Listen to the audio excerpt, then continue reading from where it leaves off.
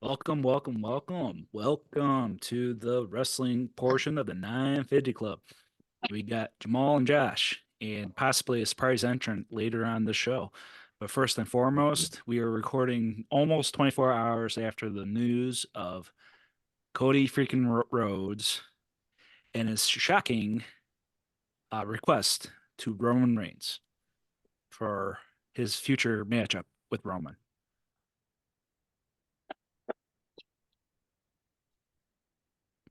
So basically, to give a little rundown, Cody Rhodes has won the Royal Rumble 2 years in a row.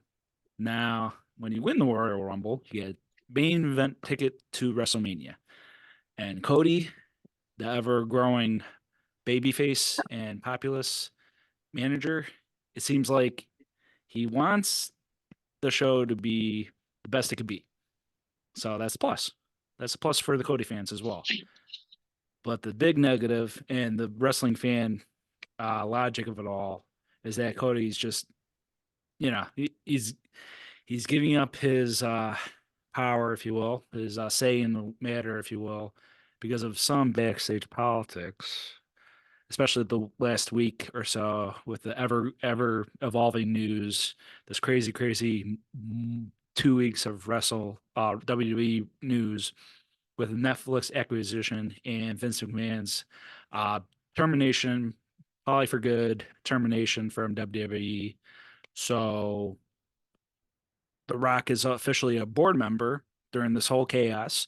And it was like a nice little plug in at the end for the news. But here's the thing The Rock is The Rock. And on the Pat McAfee show a couple months ago, he mentioned, oh, yeah, me and Roman were supposed to have a match at WrestleMania 2020 or the year that the COVID happened. And we always wanted that match per se. And that's a nice thought. That's a nice thought. And it's The Rock being The Rock. Hey, he's a Hall of Famer. He got his cred to the eons, the most popular wrestler ever, most popular celebrity out there. Say you will. Not crazy about his movies personally, but man is entertaining. And another 20 or 30 years, he'll just dominate and do his thing. But now, because he sold off the XFL, or at least partial owner of XFL now, looking like he's fully focused on acquisition with TKO and Nikon and all that. Seems like he wants that final hurrah, that cherry on top moment for WrestleMania to make a stamp, make a new era official. So, because Cody won the Rumble, he knows that the man is in charge. So he gave the power to The Rock. So that's my little update on this whole crazy news cycle of the last 2 weeks. Oh, that's real. No, That's not kayfabe. no. Well, you know what I mean. That's real. Yeah. It's a Bret Hart Hulk Hogan situation times a million. So, um, what's everybody's thoughts? So, what do you think about? What's everybody's thoughts on Cody Rhodes, the never-ending story? Uh, hey, hello, fellas. the, Let the me put my never, headphones back on. All the right, never-ending story. all right. So, Jamal, you already know my thoughts on my space. I'm not gonna be as uncensored in my space Yeah. because I think you guys like to keep it a little more PG on here. So, Oh, you Nah, can, uh, you can, you you can, you can you can show it let every now and then. It's all you can good. let you can let it rip. We don't have any ladies in here, yeah, but I know I really let it rip last night though, so I don't need to. right? But in all seriousness though. Like Cody Rhodes got cut is basically what happened, man. And what they didn't make any sense because in the grand scheme of things, all they had to do is have Cody win the Royal Rumble. I mean, to win the title last year, and you can do Rock and Roman this year. If you want to put in the main event, that's fine. Who cares? But Cody would have already won his title. He still would have did Rock and Roman. the Roman basically kept the title for nothing. Like, what did Roman accomplish this year keeping the title? He didn't. He basically had a couple tag team matches, had a match with Jey Uso, and then he had a match with Sami Zayn and LA Knight. no, Sami Zayn was Oh, Sammy was before. No, Sammy no, no, was no, before. no. Yeah. Sammy was Sammy was technically 2023. Before Cody, Yeah, yes. Yeah. Yeah, Sammy was but 2023. but it was before Cody. Though. That's what I'm Yes, saying. yes. My mistake. My mistake. BC. So he it was just like every match that he had could have been done without the title. They could have had the tag team match against Kevin Owens and Sami Zayn without Roman being champion. They could have had their match with the Usos without Roman being champion. Him and Jey Uso could have had their match without him being the champion. Mm-hmm. They could have had all those matches without Roman being champion. Him being champion didn't add shit. So it's like he basically held the title for an additional year and it didn't do anything. And so and now they booked themselves into a corner. And then they're gonna, like, there's a rumor saying that, well, Cody is gonna beat Seth for his title, and then what Cody is gonna do is he's gonna challenge like whoever wins between Rock and Roman at like SummerSlam or something like that. And it's gonna be for the unification of the titles. But you just created this title just now, so you're gonna unify it again that quick? That's stupid. Yeah, but And then what's gonna happen with Damian Priest? What you gonna do with him and his briefcase? Like, it's a lot of just dumb crap going on. But go ahead, Jack. yeah, that I was telling Jamaal that last night. Like unification for the long term, like the full circle booking, because Seth building up as the Workman's champ, and then Cody beating him at WrestleMania, quote unquote, if he even has a match at this point. I don't know.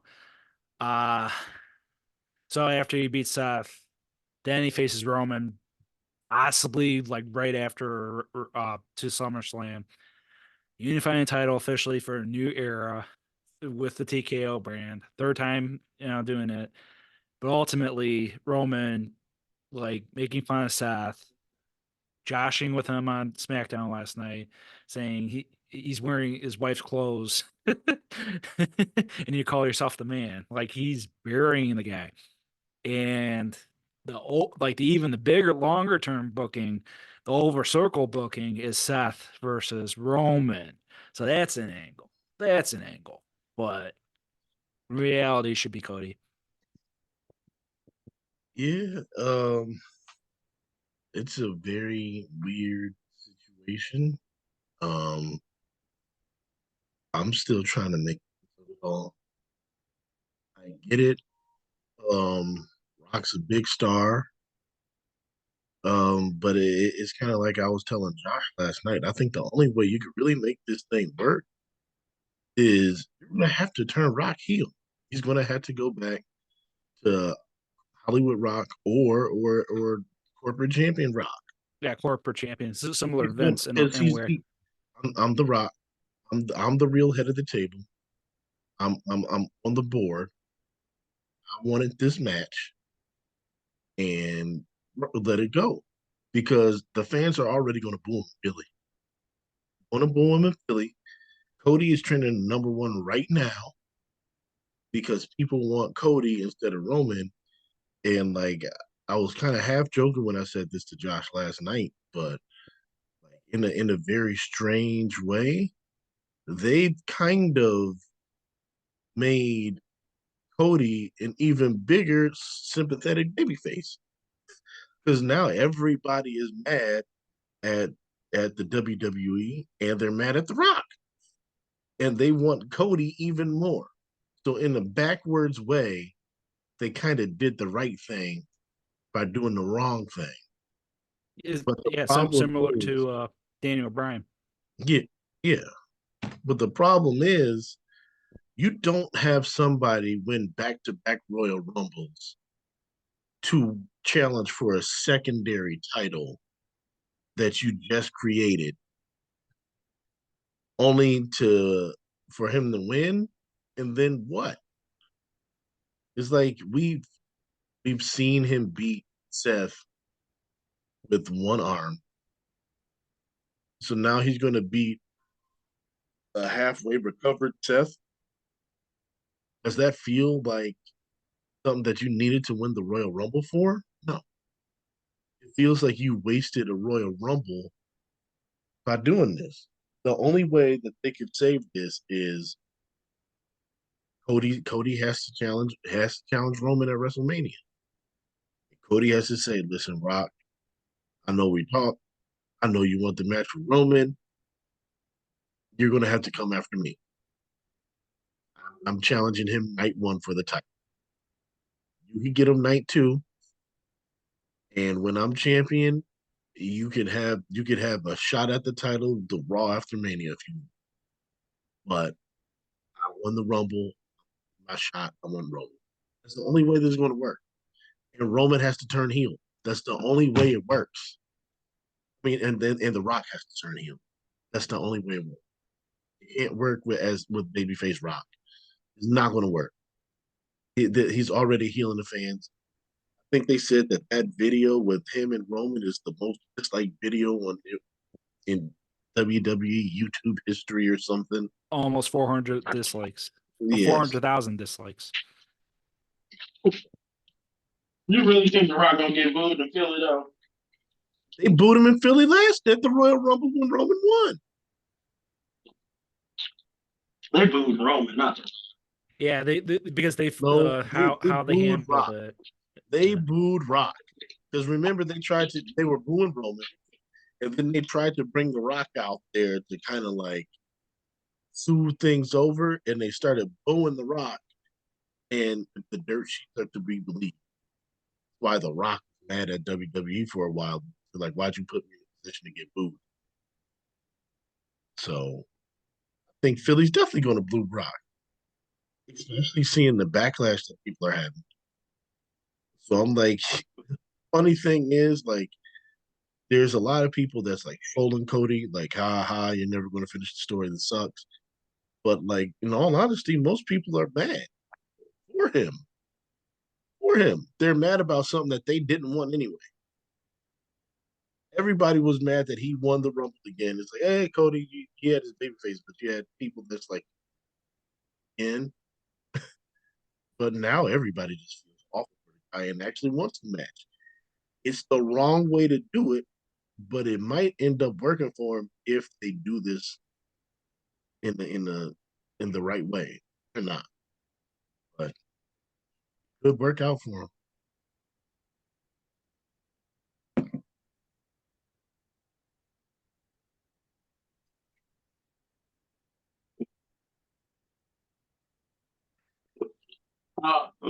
I thought it was hilarious. I'm not gonna lie. I feel, and it's not because I'm an asshole against Cody or anything like that.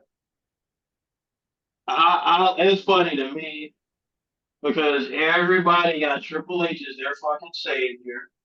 Like, oh, he's so different from Vince and all this, and that's why I started laughing because it don't matter who's in charge, whether it's Triple H, whether it's Vince, it's the WWE, and they have a certain way they do things, and there is no savior that's gonna save anything.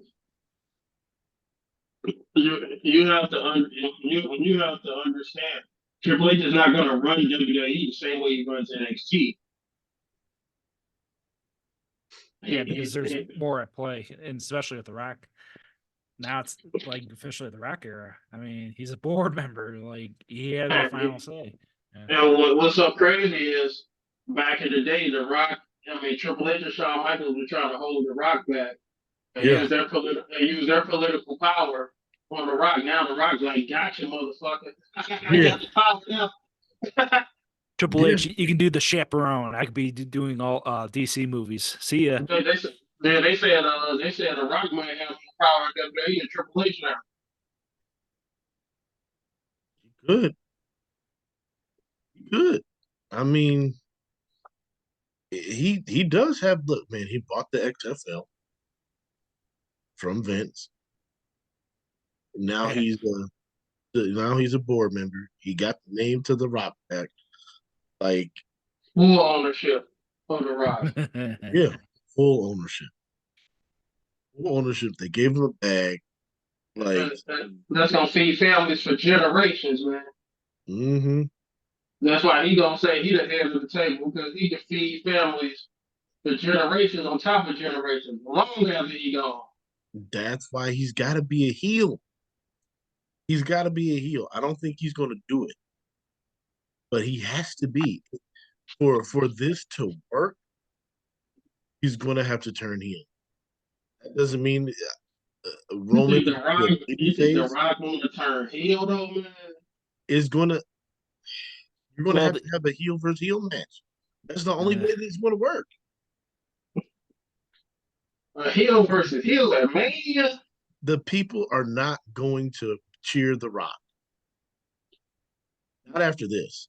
This the Rock though, man. This ain't Batista, man. yeah. I'm And telling you. plus, Roman's technically the biggest villain of them all. Like story, not like performance wise, but story wise. Like this is the alpha. Like this is the king jerk. You He didn't hear that? cheap wins. Yeah. You didn't hear no fan chat this and also. Yeah, and then but You think they were just in the moment or something? no, I think I think they did enjoy it, but now that people had time to marinate on it, there's going to be the contingency of people that just jump on the we hate the Rock thing now because they see all this stuff on social media. But then there's going to be a contingency of people that's going to sit there and think like, yeah, this does kind of suck. Hey, but Just walk away. if their savior just would have put the title on Cody last year, none of this all this shit would have been avoided. The crazy thing is, like, well, I think all last year we all said that like Cody would have won. Um, but I'm like, you know what? Let's just see how it plays out. And I mean, at the end of the day, it really didn't hurt. Cody's still just as over. Um, you have a bunch more baby faces. Cody's still just as over. Randy Orton crazy over. LA Knight's crazy over. Jay Uso still over. Like it really didn't hurt anybody But to, at all. listen to this. Listen to this though. If you would have put the title on Cody at last year's WrestleMania, you could have been building LA Knight up right now. Or a healthy CM Punk. Yeah, and then he could have won the Royal Rumble. And Mhm. now he's challenging for the title.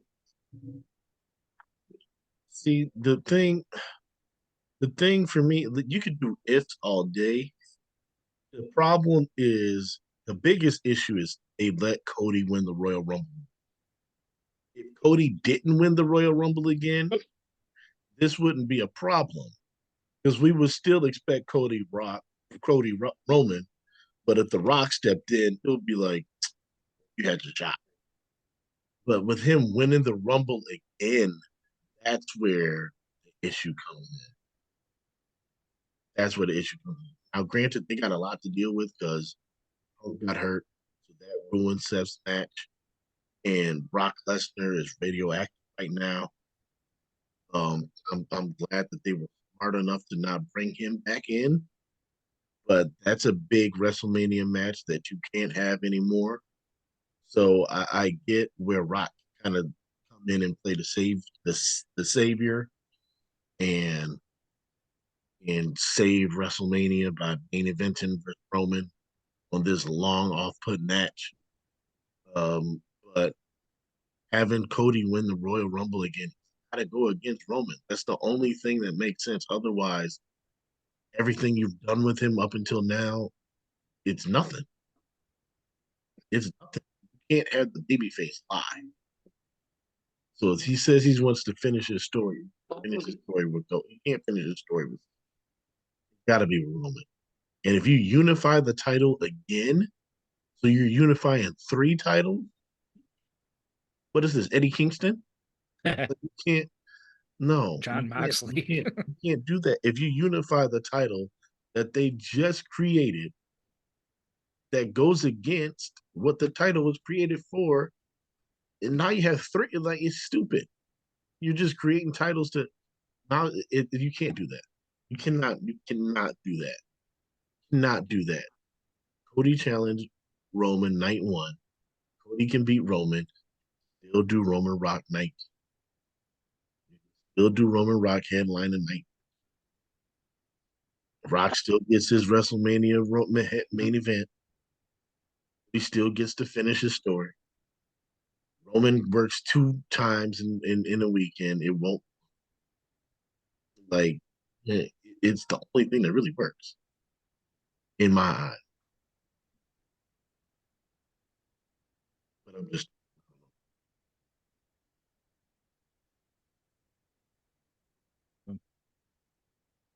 And it's just, I remember it was a simple time. You won the Royal Rumble, you just had your match at WrestleMania.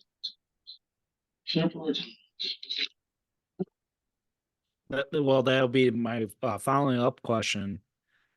Is there any slight possibility, even like a remote chance, besides like Cody facing Rock Steadfast, a 3-way match between Cody, Rock, and Roman?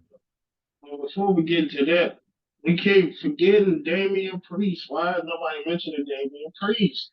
Damien just had many chances to cash it. It's just so weird.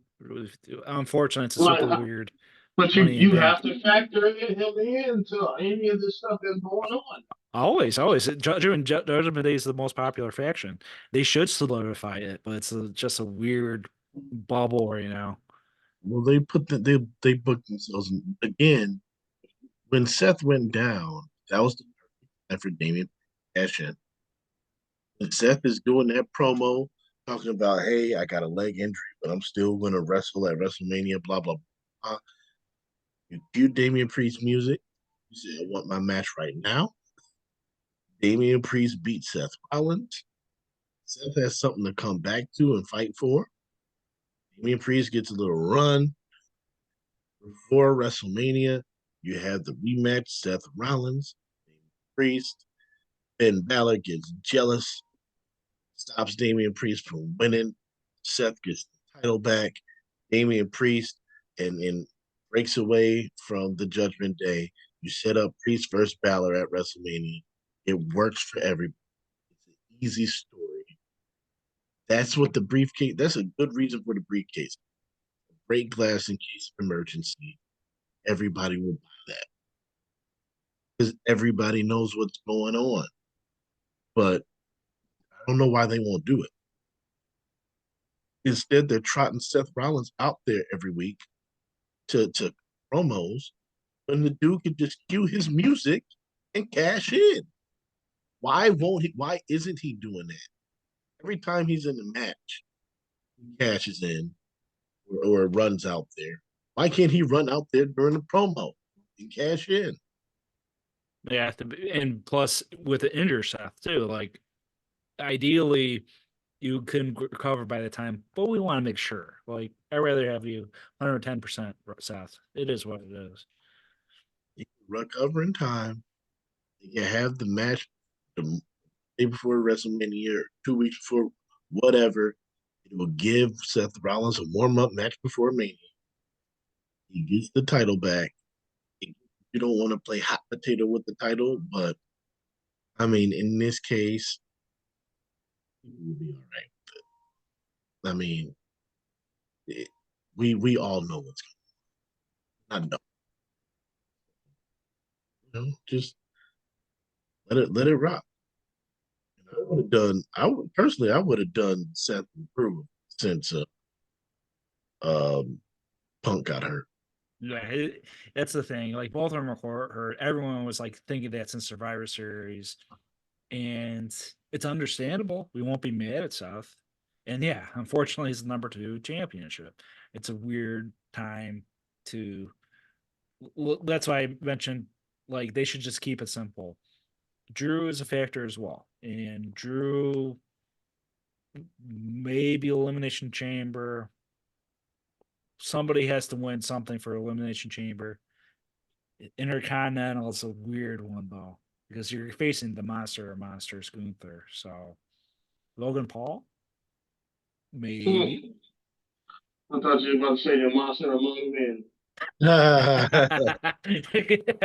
Maybe. Bring back Or Braun maybe they'll Strowman. do a tag team Braun nonsense thing. Strowman has like a documentary thing on. Oh boy. I don't I know wonder if what that's Raquel's about. in it. I don't know what it is. Probably. Ugh. Who's in it? Raquel Raquel. Rodriguez. Is he dating her or something? Yeah. So They're both mega nonsense people. Ron Strowman has a type because he used to date Camille too. Yeah. oh really? Yeah, like well, that was years ago. It was like before she even got in the wrestling industry. I mean, he's a big guy, so I guess he wanted women to be kind of, you know, yeah. So I guess that's a so. kid blame. Yeah, it's Braun Strowman. Oh well. Well, too bad for Cody. We feel bad for him. Well, Yeah, other than that, man. Like it's but Cody got something to blame himself, man. Cody, all you had to do was just go heel on AEW, man. Just would have not had that stupid stipulation and just would have fucking turned heel. You probably wouldn't be in this problem. it's possible, man. It's possible. But I don't know, man. There was a lot of issues, that we know about. So it's just interesting to see how the dominoes have just fallen with how things have played out in AEW, how much it's affected WWE. Like they Cody was. I mean, we were there when he threw his belt into the stands, and they threw it back about 3 or 4 times. Like, it got that bad for him there, and that was on camera. Yeah. That's not even behind the scenes where apparently there had to be issues because the man said, you know what, I'm getting paid a lot and I'm an executive vice president and I'm still leaving. So that says a lot, man, to me. That says there's a lot going on in the scenes that makes him want to say, I don't want to be here anymore. Go back to I um I do admit I want to read Cody biography one day if he ever mentions that, because that's gonna be like that'll be his final moment where he mentions it, and it's gonna be worthy reading. It's like, yeah, he has the closest perspective about it, and it's the most obvious reason why he left. It's just a matter of like how AEW, started to crumble right at that moment with him when he left. there's a lot that happened, man. So he left. Punk went in there as like kind of a replacement, and then he left. Their biggest woman star left.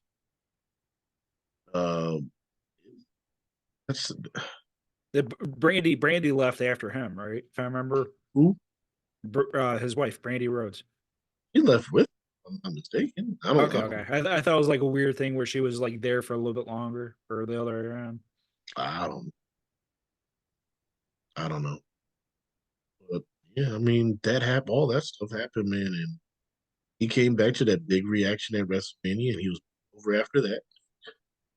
Um, left, came back. He to the WWE. He's gotten a big reaction. He's been a huge star for him again, and that's something that we need to talk about. Like CM Punk, and though he's been done good work and good promo work, but how reliable is he moving forward, even a part? Because this dude gets hurt every time he gets in the ring, and it's not just here. It's going back to his days in AEW. Like every time this dude gets in the ring, he's getting hurt. Technically UFC too. Like being knocked out, and he had to recover in between. Well, that's good. It's different, but still, it's just I'm not sure if it's like how he trains. He definitely looked much healthier and almost the best peak form before his WWE match at Royal Rumble. But I think it's just like I think it's just him not being overconfident, but not trying to do too much. And that was the problem. And you need that grind, unfortunately. In Royal Rumble, it doesn't look like it's that much, but you saw what happened or Drew's move. It was not ill intended. It was just a fast pop pop move. And Mhm. so, yeah, it's not good. It's not good for CM Punk if you can't handle that, unfortunately. And I'm a big CM Punk fan. I admit it. Like no human being could like be healthy about during that move if you think about it, similar to like a concussion hit. But you know, a person like like a mid card like Chad Gable, he did that move 100 times and not get hurt. Yeah, I couldn't really see what happened as to where, like, what was done that would hurt him like that. But he was hurt. Yeah, and right as I saw it, and I knew something was off because he kind of had like slow stall. He was talking to the ref and like he's hurt. Yeah. I, so like when he came back, I said he's got to be a part-time guy. Have him come in like Rock for a story or two, have a nice run, tuck him away.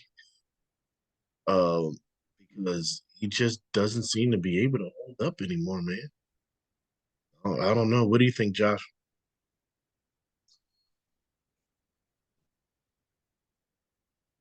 Just can't. He just. I Or don't know. Mike Judge. Strength training or something was off. Maybe it's his nap time. He'll pop. But yeah, overall the Royal Rumble pay-per-view wise, kind of weird. Not the best one, of course. Women's one carried. That one's the best one because it felt like it was spaced out good. Eliminations were pretty good. Even Nia Jax, like she had here and there, Shotzi as well, but overall, the best match of the card. And Bailey, even though I was hesitant with Bailey winning, because I was thinking Bianca, she finally got her flowers. No, I never had Beyond. Ah, Just told that to me, and I knew that was. oh yeah, I fair, knew fair. that. Y'all can hear me again now. Yeah, I'm yeah, we sorry. hear you. Yeah, no, y'all was asking about my thoughts on the CM Punk thing. Yeah, I was saying I think he needs to retire, man. Yeah, I think he got to think about his quality of life after wrestling, not just because I know he wants to say he wants to go out on his own terms, but man, he's been getting hurt. Like, is this his third major injury he's had since he came back to wrestling? yeah. Because he got hurt Uh, twice in AEW, didn't he? yeah, he got hurt. shoulder and foot. Yeah, It was before. It was before the Moxley match, and then before MJF, right? yeah, and all out the first all off brawl for all. Yeah, so shoulder. Yeah, Yeah. yeah. He's had at least. So yeah, this got to be at least his third major injury, and it seems like they're all arm. Weren't they all like triceps and biceps? No, he had And a foot injury too. Oh When yeah, he, when he he had the foot injury when he jumped into the crowd. jumped in and got the down crowd and got hurt. What the hell? Yeah, I Yeah, know. That's yeah. when that's when you know you washed up. Who does he think he is? Adam Cole? Yeah. Sadly, in MGF too. No, He had that bump. no, but he had a like when you if you're trying to crowd surf and you hurt your ankle or your foot or whatever it was. Yeah, I'm with like I don't think he's going to retire, but there's something going on there, man. It's Yeah. not it's not normal to get injured this often. Like, unless you got an iron deficiency or something, I don't know. Yeah, and it's vegan diet. Like it's like one of those things where I don't want to presume that he's living a million times healthier. Seth Rollins is basically the same diet. It's just a matter of like how are you building your muscle, like compared to Randy, compared to AJ Styles, like they're natural, talented, muscular men. So just sometimes that missing link. Sometimes. Well, yeah, sometimes some of them vegans like I tried to do it, I couldn't do it, man. Because sometimes they can make you feel weak, man. Yeah. Yeah, you're not getting all of the nutrients. You got to replace it with, you know, Yeah. whatever. It's a lot. In the training regimen too. Like cardio can do so much. And of course, with the ladies of NXT, how they got hurt, the rumor mill around there is their weight training and putting too much stress. And it's like a give or take. Like you have to build up muscle, but you have to relax and let your body recover in a sense. And it's a grind. It's a hell of a sport, one of the toughest in the world. So it is what it Yeah, is. I've been watching Bianca's Cody special show. on Hulu, and she's talking about like how much of a grind she's under, man. How much stress she's under and stuff like that. It takes a toll, Yeah. especially if you're one of the people that is at the top. Like the people at the top, it takes so much time and commitment. And like, because like I ain't trying to get off topic, but I think you guys are gonna jump into the women's rumbles. Yeah, yeah, But yeah. yeah, well, like with her, like a lot of people are upset, like, oh, they don't like her being champion. Oh, they don't like Rhea Ripley holding the title so long. They want this girl to be a champion. That girl to be a champion. Can the girl you want to be champion? Can they handle being at the top though? Yeah. Because like it That's takes true. more to being a champ than just you can have good matches in the ring or you could cut a good promo. Like no, it's a lot of work It's a for grind. those people that's at the truly at the top. Yeah, that's why I'm, that's I'm why not talking guys about like the. Hogan Uh, and Cena and whatnot had long title reigns because or Ric Flair. Like I remember hearing like old stories about, the old NWA champions and how they couldn't wait to get that belt off of them because of the grind that it was. It's not. It's like you said. It's not just being able to work or cut a promo. It's you got to go out. You got to do these interviews. You got to You got to do local promotions. You got to do signings. Like you're representing a multi-billion-dollar global corporation, and you got to hit all these events. So yeah, like you said, it's not just the fans like you. It's who can we present in front of these crowds as people representative of the company. EO Sky is cool, but they're not sending her out there on these promo tours. They're sending Rhea Ripley. They're sending Bianca Belair. They're sending Charlotte. Bracky. Yeah, yeah, And Bianca's like that's why I initially picked Bianca because she'd be the first ever multi champ. Like they need to get that over with, or multiple Royal Rumble champ. And yeah, Ray technically needs a challenge. It's not like I'm hoping it's not Nia Jax. Nia Jax at least is facing her elimination chamber, hopefully. But yeah, it's just, it's one of those things where Rhea definitely needs at least a little bit of time at WrestleMania. she's gonna get time. She's gonna get Becky. It's gonna be Rhea and Becky. They've been holding off on that match, so they're gonna have it. I feel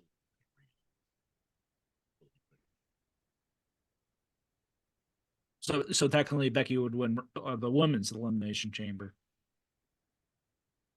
if they have it for the women. I mean, I don't know what the elimination chamber is going to be Yeah, yeah, because they've that's done it true. for the United States. It could be for anything. I don't know. Yeah,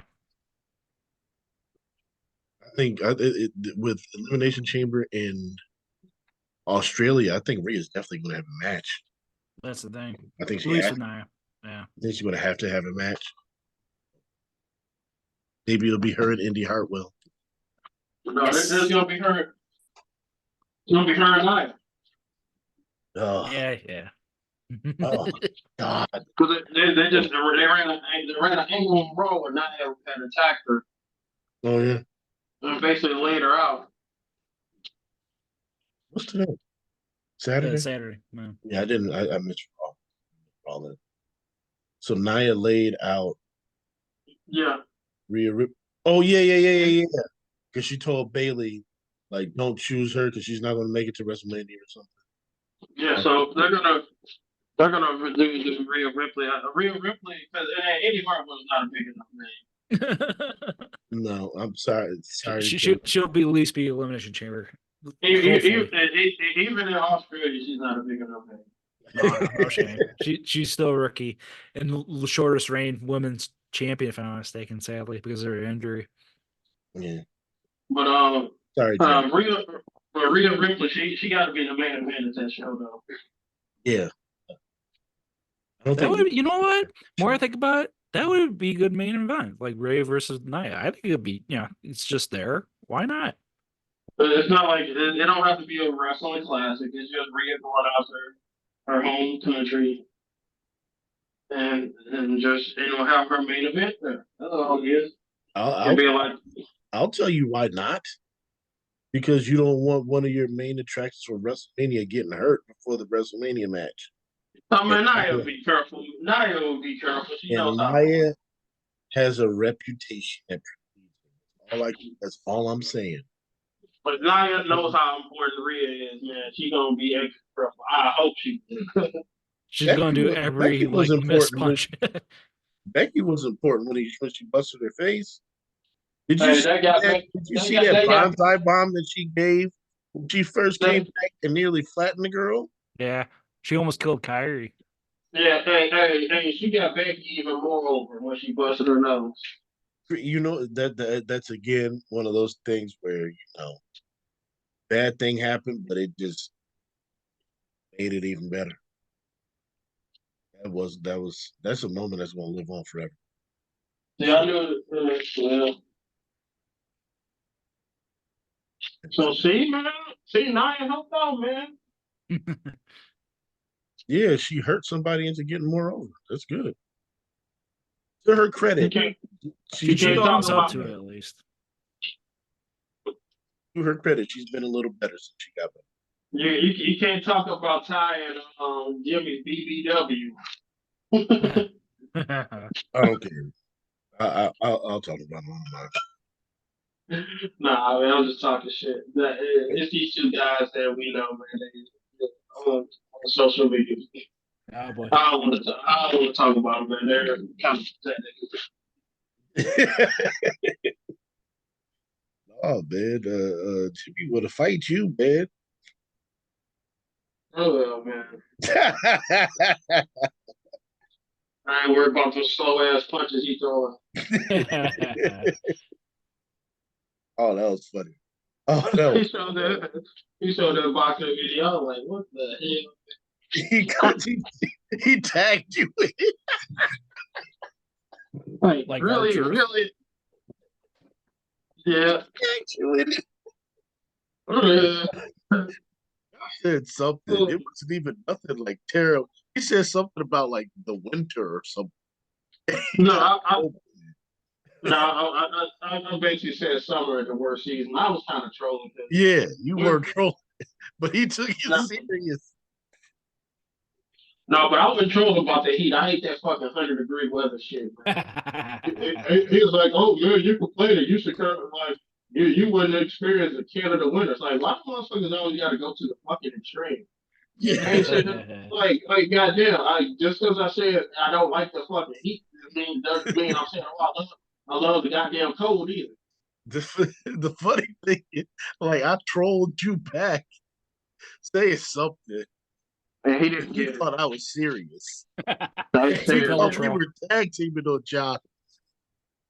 And I was really just tagging him on. And then he put up that boxing video, telling him how to give the Soldier Boy video. What type of video? Like it was a video of him boxing, like training. He was doing the smoke. the slowest punches I've ever seen somebody throw. Okay. Like, man, It was like, supposed to be threatening. Oh, that was hilarious. That was hilarious. I'm sorry. Falling out my chair. I'm like, man, even somebody with no boxing training should be able to throw punches faster than that. Oh man, that was funny. Like when I was younger, younger, I did some boxing training. Oh wow. Yeah, I didn't do it long enough because I was like, I ain't trying to get hit. But good grief, I ain't never did no training, no punching that fucking slow. But because he was doing like basically a drill. It's a simple drill. Like you turn around like in a circle. And you just punch, you punch, you punch, you punch. Like it's just a jab. It's like a jab exercise. Right. And it's supposed to like it's like kind of like 360 movement, so you can be aware of where you go, your movement, your awareness. You just boom, punch, boom, punch, boom, punch, boom. But like he was doing it so fucking slow. Like it's supposed to be even if you're slow, it's supposed to be quick as that. Oh man, that was hilarious. It's like he was like smell. It's supposed to be like a snap jab, like boom, boom, boom, boom, keep moving, boom, Right. boom, boom. He just, ugh, ugh. He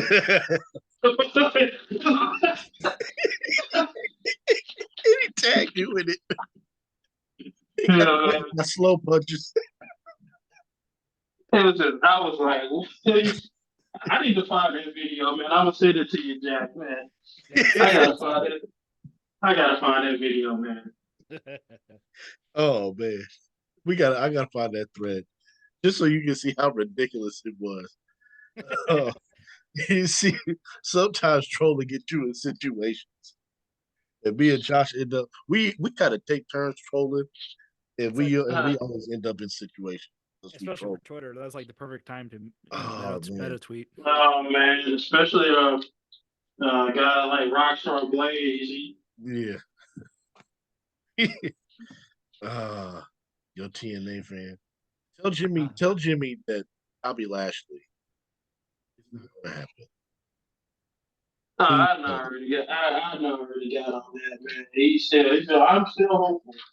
I'm gonna tell him, man.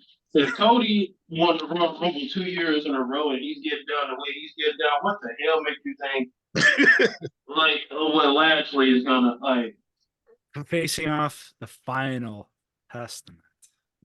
Yeah. Wonderful. Even Bobby Lashley on his sleep can beat that whole stable. God dang. Horrible booking. I mean, it's something. Something, but still, they're trying to at least get Dawkins and Montez, rolling at least with a new role, but it's missing the MVP. MVP. Yeah, I mean, that's a strange fact. I mean, it works. Bobby Lashley, the Street Profits, is kind of like an improved version of the Hurt Business. And then you They're throw just Fab in there. They're just missing the mouthpiece. They're just missing the least booking wise matches. Eventually, Judgment Day, maybe, but that'll be a little bit down the road. I don't think Judgment Day's gonna be. We'll see what they do. It's something like Judgment Day. They're not. They're milking that out for a little bit longer, even with mainly because of Damian Priest's Money in the Bank, at least. Well, so Jack, you were talking about your overall thoughts about the Royal Rumble. Yeah, it's one of the most interesting Royal Rumbles for sure. Women's one was the best one. The men's 4-way, okay, I accept it. Everyone did their spot. They had to make everything clean, and then the U.S. Championship match was a-okay, but Mhm. not memorable. I wish I had a little bit more zing. Not Logan Paul's worst match. He is yet to have an awful match, but definitely his weakest. And it's poor because Kevin Owens, he didn't carry the match, but it was like a weird back and forth type of match. I think Like I think they ended up saying I think it came out that Kevin Owens was hurt. Oh, okay, that He's explains. been hurt, and he Hmm. worked that match hurt. He didn't seem phased. Like I give all the props in the world to him. Like he didn't make it like the big issue at least. But it's like what you wanted just before the Royal Rumble, I What guess. did you think of the finish to the Kevin Owens and Logan Paul match? The finish. So that was when they snuck. I found it. Yeah, Or they tried. Josh makes a tag. Yeah, I don't But know. yeah, I think Josh and I were talking about it with somebody else, nah, and we thought the finish was okay. It was kind of creative, but some people hated it. I didn't hate it. You thought it was all right? Yeah, I thought it was solid. Yeah. Yeah, I Hey thought. man, where am with Edwin? What Uh, happened? I What? mean, Edwin, the one guy we had that one time. Oh, part of his posse. no, what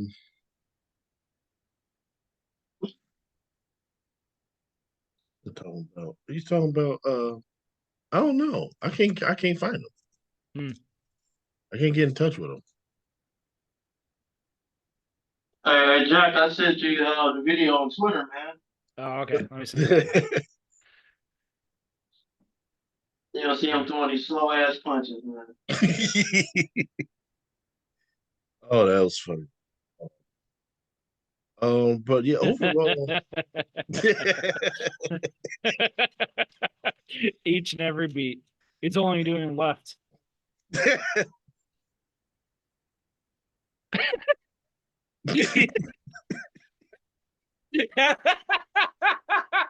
He's just going at an angle. What the hell is that? Wait, he's trying right? No, left. He's staying left. He looks like a grandpa. Oh, oh man, that's beautiful. Oh, man. Now I see it. Now I have the visual. And you know what the funny thing is? He was missing the glove half the time. He was barely clipping the side of the glove. Oh yeah, and it's not direct punches at all. No, he won't last a minute. And then when he throws it right, it was so slow.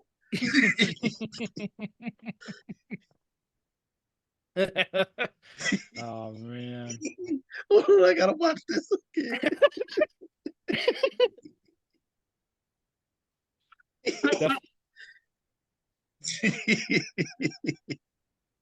Oh man.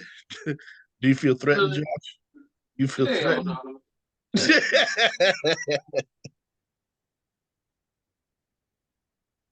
That trainer is one patient man.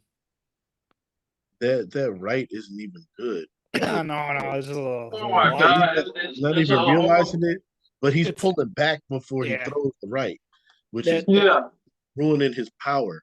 Yeah, Because when you that's pull not. back, that means you got your power going in two different directions, and you're not going to be as Yeah, strong. he don't have any power. It is so fucking slow. Oh man. As you can tell, that man ain't never been in a fight a day in his life. Oh man, that's funny. Oh, that's They'll tell you, just because somebody got muscles don't mean they can fight. right. No. Oh man. Case in point, right back. Ah, that's one thing about Josh. Josh do have receipts at all times. Receipts for the right back. Josh got receipts. Man. Oh, yeah, man. I saved so many bookmarks, so much shit, man. So I say stupid shit, man. Well, it's not compared to sports things. I save a whole bunch of I'm like, you ever heard of the account old takes expose? Yeah. Freezing cold takes. Oh, Freezing yeah, cold man. takes. Freezing cold takes. Yeah, man, I'm just like them, damn. Oh, that's funny. Yeah. That is funny. Okay. Oh my. All right. So, what, Jack? What would you get? What rating would you get the Royal Rumble? Like even though like nothing was like even the men's Royal Rumble at the end of the day wasn't like atrocious. It's just a matter of like missing pieces, they were missing flow, they were missing eliminations. It felt like there weren't any like good eliminations. Only Braun I felt like was like the strongest eliminations. I would give it like C minus. T minus. Yeah. You already know a grade I gave like a 6 out of 10. It wasn't anything like just flat out god awful, but it wasn't like good either.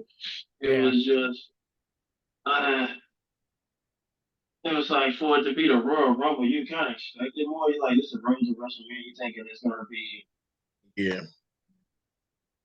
more that they're doing, and it's just like, this is what they're doing.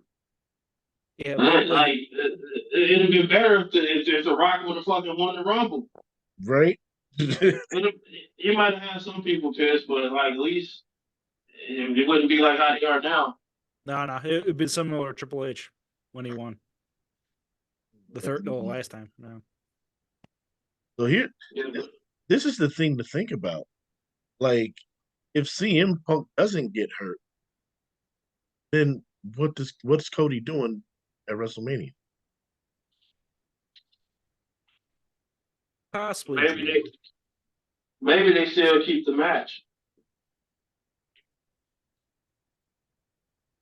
Maybe because maybe CM Punk getting hurt may have led to some of this because you got to remember CM Punk got hurt and Brock Lesnar's not going to be a man. That's two major stars. Yeah. Yeah. And technically Seth being hurt. Like he's 50-50 at this point. Seth will be there. Still will be there. He'll be there. He'll be there. He's got a couple minutes. He'll be there. I mean, So it's just and we will see what will happen. But I know I keep bringing it up and I keep seeing it. But everybody is so focused. And I think everybody's going to forget about him. And then, boom, when it happens, everybody's going to be going, they're going to be even more pissed with Damian Priest, man. mm-hmm. How does he's going to factor into this? And I know people are going to ignore it. They're going to forget all about him. And then, boom, when it happens. If I may ask this, when was the last time we saw the senior bank? Like even like the last two shows, I can't recall him bringing it out. He brought out, and they only give you a year, right? you have up until the next Money in the Bank match. Okay. Well, my thing is that sometimes when they just hide it, they put it at bay, that's when they cash in. That happened with Seth.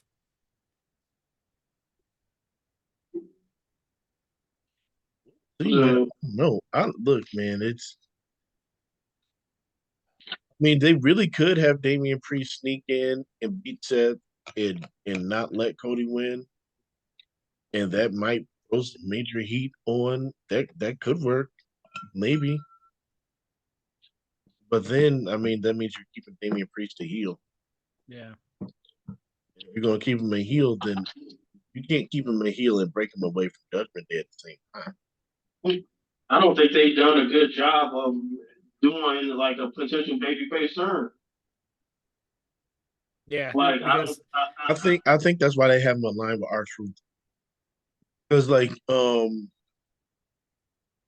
they had this segment where they was kind of beating him down, Damian Priest kind of walked away and didn't really take part of it, right? Damian Priest eliminated R-Truth, and R-Truth could have been taken. No, but no. But like I think was it this Monday or last Monday? It was Monday. It was Monday when Damian Priest was like, "Man, I kind of like you, Truth. So I'm not even gonna do this to you." And then I think the other guys in Judgment Day beat him down. He still instigated it. He instigated, but he didn't take part. So I mean, that kind of has the hints of him. Because R-Truth he's always gonna be So, I mean, aligning him with R-Truth is kind of a big. Yeah, I guess you can say that. And not saying it's the right type of baby face.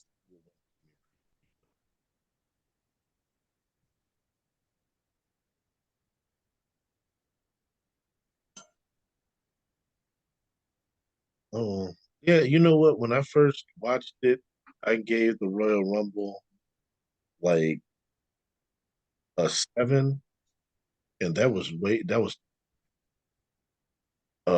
definitely too high. Um, Men's Royal Rumble, it wasn't bad. It just was there. Yeah. There was nothing especially exciting or good about it. And then you got to the end where you had Cody and Punk, and you're like, oh, this is where Punk wins and Cody wins, and it was kind of like, what? Um, but the men's rumble just kind of was there. I thought Kevin Owens and Logan Paul was good. Creative finish. It gives them an out. Fatal four way was I thought the Fatal Four was all right. It was what it was. It was what I expected it to be. Nothing more, nothing less. I'm just tired of Roman Reigns. I'm not gonna I lie. mean, I am. His matches didn't start off like this, No, they didn't, but they're just all the fucking same now. but then they became the Triple H match. The Triple H slow, plodding, But slow methodical. and methodical, and it's just like his matches were never like that. Which is why I'm like, all right, you're taking influence from somebody because Paul Heyman wouldn't book a match like this. You know how Paul Heyman booked his matches. Yeah. Yeah. He wouldn't book these slow plodding matches. That's a Triple H thing, and it's terrible. I don't know why they do that. I don't know why. I'm tired of the Roman matches. I've never said that before. Roman's always been a good worker. He's always had good matches with everybody, but it's at a point now where it's, dude, I don't need to see the 25 minutes. Yeah. Jay was technically like the last watchable one. The Jay match was too. It took too long to get into it. Yeah. True. I didn't like the Jey Uso match. I thought it should have been like a 10 or 15 minute just fight. Yeah. Yeah. What I mean is like the last one to care about, essentially. Uh, yeah. I mean, all of his matches, I just kind of felt like, okay, I'm waiting until WrestleMania and Cody too, because I know he's not losing until then. Yeah, when I actually watched the match, I'm just like, where's Solo? Where did he go, Jamaal? Yeah. Yep, Where's Jimmy? we're solo. I mean, it's frustrating. I can't do it. Well, I'm trying to think of like the last time Solo did his hoodie look. It was like, come on. At this point, don't. I saw a tweet. It was like, you don't even need the hoodie. Right? Why even have the hoodie? and You it was know you're so. there. It was Solo responding, "Shut the fuck up." You That was a even good tweet. Why do you even need it? The women's rumble was all right. I mean, I guess it was different. It was okay for me because I was watching it with Christina, and I always like watching non-wrestling fans get their reactions to things. Like before the rumble starts, they do the little package promoting it. She sees somebody, she's like, "Who's that?" And it was Rhea Ripley. She was like, "Is she fighting tonight?" And I'm like, "No, she's not in this. Why not?" Like she's the champion. Like they're see who's going to fight her. She was like, "I want to see her," and I'm like, "Okay, it's a good thing to know." Rhea Ripley looks like Somebody that doesn't know, Rhea Ripley looks Oh yeah, that presence. like. So then next thing came out, and then Naomi came out, and she was like, "Oh, that's the one that I like." And she remembered because we went to like I don't know, was it like a SmackDown or something years ago we went, and um, Jack, you were there. Yeah, that was Backlash. At least Yes, the only you're only right. time I was with You're right. or You're right. Christina went with us. Yeah. Yeah, you were. It was Backlash. I think she was. She was like, That's yeah, the that's one Jinder Mahal won the yes, title. Yeah. yes, yes. We need to hinder. So she saw her and she was like, oh, and I'm like, okay, that's an interesting note because she hasn't even been in WWE. So for you to remember that, that's a good sign that Naomi's got a decent fan base. Um, Jordan Grace came out and she was like, what is that? Yeah. And I was like, that's Jordan Grace. She just won a title from Naomi. I'm explaining it. He's like, that lady has muscle everywhere. Yeah, yeah. And I'm like, yeah, that's just kind of her thing. So That similar was to that's one of Jimmy Muscle Mommies. Yeah, yeah, okay. yeah.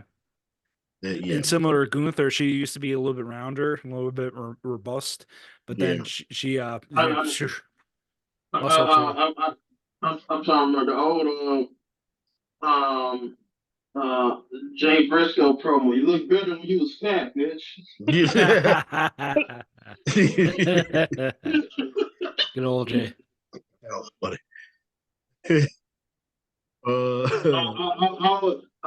Whenever he tweets about Jordan Grace, I always pull up that video. that's that's funny. I know He's what like, you're saying. no, man. He said, no, man. I love my muscle mommies. Okay, look, man, I am not going to. I'm just going to say she has a unique look, hands out to non-wrestling. Bianca Belair came out, and she was. I don't think she remembered who that was, but she's like looking at her, and she's like, "Yeah, I like." What's he think of Jade? She like this. So when Jade came out, she was like, "Oh, she's got abs. Yeah. She's gonna be a problem." So then when she got out there, and then when she like lifted up Nia Jax, she kind of almost jumped off the couch. She was like, Yeah. "How does she do that?" And I was like, "She's strong like that." So when Look like she natural. went and threw Nia Jax over the top, she kind of popped that. So I'm like, Jade's a star. She's a star. She got a reaction from somebody that doesn't even care about this stuff. She got a reaction in a Even fan reaction. even the so-called Booker of the Year like booked her per se. Yeah. I mean, it's like Josh and I said that day, like he did more for Jade Cargill in those 10, 15 minutes Tony Khan did during that whole undefeated. Oh yeah, true. He looked and felt like a star that entire time. The fans wanted her. She came out and she delivered. Well, hopefully, they don't put her in the ring with Nia Jax anytime soon. Yeah, they just need to polish her in training. That's it. Mhm. And then she's already in the roster. She's already talking SmackDown. Okay, we'll give her some time. She was good. And then a bunch of like intermediary people in there, like Candice LeRae. She was like, "Why is she even in this?" Man, Because man, she I was know like, that. "She's too small," and I'm like, I always like Jim Cornette's assessment. He's like, or Brian Last technically. He's like Triple H just has a weird thing with Gargano and Canceler. He just thinks they're normal. "No, you know what? They're Shawn Michaels' favorites. That too. Shawn Michaels loves Gargano." Um, those were the people that stood out to her the most. Somebody else was in there. My man Candice LeRae came out there. It was crickets. It was cricket. It was cricket. She's too small. What is she going to nobody, do with all of them? nobody even knew who she was, man. I don't think, except for maybe a couple of the smarts or something. And Yeah. this was in Florida. This is in NXT's backyard. Yeah. Yeah. So yeah, I, they I didn't. felt bad for Piper Nevin because she got the same response. Like she was funny, she was having her comic moments, but no Nobody response. cares. Nobody cares. Nobody cares. Nobody cares. I mean, Piper Nevin was. She was like, Nevin's a big one. Yeah. So she was like, "How are they going to get her over?" And then it was when whoever dumped her, Bianca. But most of the women ain't getting no direct. The only women that got reaction were Bianca, Becky, Jade, and Nia got like a heel reaction. Yeah. Bailey. When Bailey won, that was the pop. Yeah. No, they won. They like Bailey there Yeah. because again, this was NXT's backyard, so Bailey got a good reaction. And Liv Morgan didn't even get that good of a reaction for real. Because she No, was 30. That was an awkward 30. Liv Morgan doesn't get a great reaction live. She gets a great reaction online. Yeah. She doesn't. To me, from what I've noticed, I haven't seen her live to like be able to give a fair assessment. I don't think, but she doesn't seem to get a great reaction live. I don't know why. I wonder why they like her so much online because she's blonde and she's attractive. Is that what it is? Yeah, that's exactly. And she kind of has a Harley Quinn look to her. Yeah. But it's like I don't get it because most of the time they hate the girls that are just the good looking girls. Like they like the girls that are wrestlers. So I don't know why they love her so much for that. Yeah. She's just in that weird like threshold of fan that But it's like yeah. it's like they hated Mandy Rose, but it's like she's like a slightly better wrestling version of Mandy Rose. Yeah. Andy Rose didn't pay her dues, Josh. Okay. She But had it's her not like OnlyFans dues. yeah, it's not like Liv Morgan's like a great wrestler or something like that. So it's like, No, she's improved to being watchable. Well, let me play devil's advocate. Which one's better, Alexa Bliss or Liv Morgan? Alexa Bliss. Wow. Not even right. close. All right. Not even. It took me a while with Alexa. Well, she's a good character. She cares, even for her size. but the thing is, Lexi could at least cut a fucking promo though. It has a That as character. well. That as Yeah, well. that's what got Alexa over was her promos. It was her promos on. Remember when SmackDown Live had that like coach show? Talking smack. Talking Smack. That's when she got over. Yeah. That's when she Yeah. really got herself. I remember. I always gonna remember that because of the Miz and Brian Dance. That was great. And it was unscripted too. Yeah. Yeah, man. And they've never really truly capitalized. They never really truly capitalized on that. That was great. That was I'm surprised.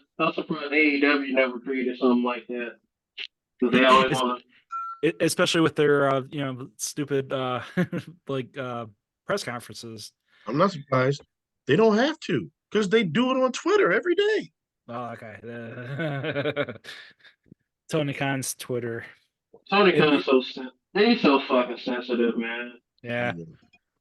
He was tweeting during to promote Collision during the Royal Rumble, and the whole thread was like, "Nobody's watching Collision." My goodness. Did you see the ratings for Collision last week and how bad they were? Like 300K, man. Nobody watching no fucking Collision, man. Did you see that like Little Brawlers did more viewers than Collision last week? Or Micro Brawlers or whatever, like Little People Wrestling there is. Oh my! We gotta send that to Jim Cornette. Like mentioned the show, they had more views than Collision. Oh, like when little people wrestlers or whatever it's called is outdrawing your established Saturday show, you got to. When midget wrestling is outgoing collision, That that oh, that's a that's problem. bad. That's bad. That's really. I don't know what to make of Collision. I really don't. I don't know what the show is. They don't. It's just like I don't know. Like when Punk had it. Man, EJ just sent the tweet. EJ be sending some random ass tweets sometimes, man. Yeah, he does. He said Lakers in Madison Square Garden versus the Knicks, and he your dog pound New York, New York. Yeah, he does. He does send random like. I don't mind it though. It's cool. Yeah, I don't mind.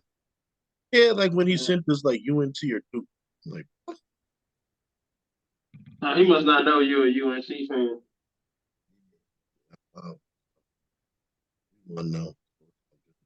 UNC they beat Duke today too. So Yeah, I know. Yeah, I know. My been here's in they, England got busy. Are they they got officially that number dude. one? Huh? Are they officially number one? No, UNC dropped because they lost. They got that dude. What's his name? Babcock. Get a job. Get a job.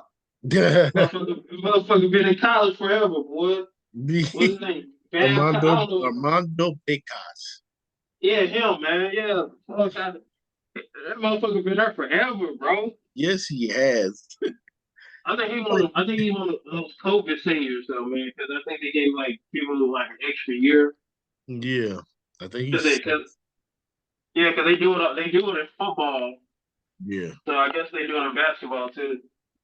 yeah, yeah. He's in like you're. I'm like, dude, you kind of ruined your business there. Like after they made that championship run, he could have come out in that draft. His Yeah, stock man. has dropped this year. His stock is. Oh, MLW, ladies and gentlemen. What? Motherfucker, they had Satoshi Kojima beat Alex Kane for the MLW title. Beat who? He beat Alex Kane. Oh my God. He lost to Kojima. So they look. So you're telling me they lost? Um. Um. Okay. Or no. Because Kane he's MLW, right? Yeah, the big black dude. Yeah, in MLW. So they lose Jacob Fatu and they give the title to Kojima. Yeah, Oh, yeah, for but TNA. now Alex Kane been on the MLW champion for a while though, but they Yeah. had him Or no. they had him losing to Kojima tonight. So Ring of Honor you're talking about. No, this is MLW. MLW. Oh my goodness, that's awful. Old ass Kojima, man. So you're losing Fatu, you're losing Hammerstone, which was your two biggest stars. You're trying to build up somebody and you give it to Kojima? Why? The WWE should have just let him go. Yeah, with the TNA or kind of like, handshake. We'll see. And there was like a random blurb. I didn't bother to read the article. How AEW wants to be. Man, Court Bauer was trash, bro. Yeah, I stopped watching MLW a while back. me too. I was watching MLW when they had Hammerstone, when MJF had his group with Hammerstone and Yeah. Holiday. The Dynasty, The Richard Dynasty, yeah, Holiday. they were good. Yeah, the Hart Foundation with Rick, what's his name? Teddy Hart, Yeah, David Hart Smith. Yeah, I guess Alexis King. yeah. You had you had about 50 Tom Holland over there. Yeah, they had talent. Yeah, they had some talent. Swerve was over there. Yep. They had talent, and he just Low key. low key. Yeah, he's Oh yeah, that's right. He was there for a bit. Yeah. Yeah, they had a lot of talent, man. But yeah, they had the new generation Von Erich brothers. yeah. I've seen Lil Key live at AEW. I'm surprised he never or did he ever make it to Impact or TNA? Mm-hmm. He was there. Yeah, it was like okay, it's good seeing him on TV at least. I think he went there after his run in WWE. Okay, yeah, he also had a stint there. Good call. He was I forget, but he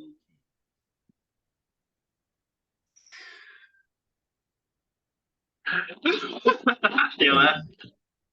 but But yeah, Alex King was doing some good things yeah, from the from the matches. I say, like I watch his matches and stuff.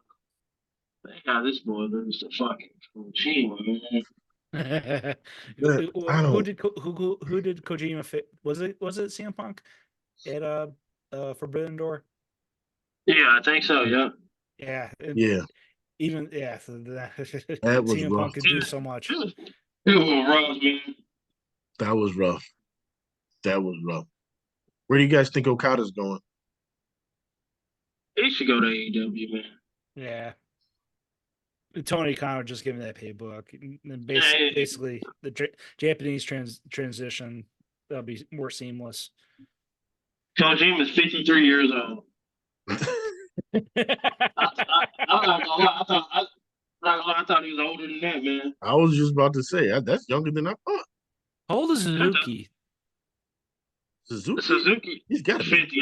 60s, right? What? He's 50. He's 50, I think. Like 50, I don't know. Yeah, I'm trying to remember what match he just had at AEW. Or no, was it he won. He won the match. Oh damn, he older than that shit. Suzuki 55. Shit. Who Yeah, did that's he what I beat said. I thought recently though? I'm Suzuki trying to might remember end who up he going beat 60. recently. Yeah, Suzuki's 55. He had an AEW match recently. Who did he beat? He actually won a fucking match in AEW. Yeah, I think so. Goddamn. Every time I see it, he's always losing. Yeah, They were talking about it on Cornette. I know, but it's one of those things where I'm like, Tony, booby, he has like, a he has a thing. Those of course, Japanese. it's Mark. Yeah, he's a Mark. It's just how it is. Like even my days of watching ECW, getting in that mode of where I want to know all about wrestling, the technical stuff. New Japan was always like kind of like a nice like watch. It wasn't like I'm going to learn things from watching New Japan or like become a bigger fan watching Japan wrestling. I just like it was like one of those things where it was just like a different experience just watching it. And like the renaissance they had the last 10, 15 years with Okada and Tanahashi is that's nice. That's what was needed. And it was good revival. But now it's like, Oh man, Logan Paul just tweeted out, "We want Cody." oh, maybe he's trying to book for him against Cody. Eh? Everybody's it's come on, man. No, Minoru Suzuki just lost to Edge. Edge, okay. Good call. I thought Suzuki won. Nah, Edge won. Okay. Nah. According to Cage Match. All right. Good call. So his AEW losing streak continues. let's continue to throw him out there so he can not draw his ratings. So he can Poor lose. Edge. He wanted to be on every week, and this is what we get, Edge. Yeah, I see his intro, man. He'd be running to one side of the ramp. Oh, it's sad. It's sad. Man, I wish wrestling had valets or managers, man, because Selena Dillon Runner, she should be on a bigger fucking show than Oh everybody. my goodness. Like, how is she not on the stage? She's so good. Yeah, She's such a yeah, good manager. Who yeah. are you talking about? Selena De La Renta.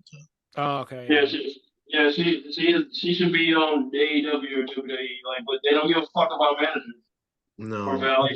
So I mean AEW pretends to like manage.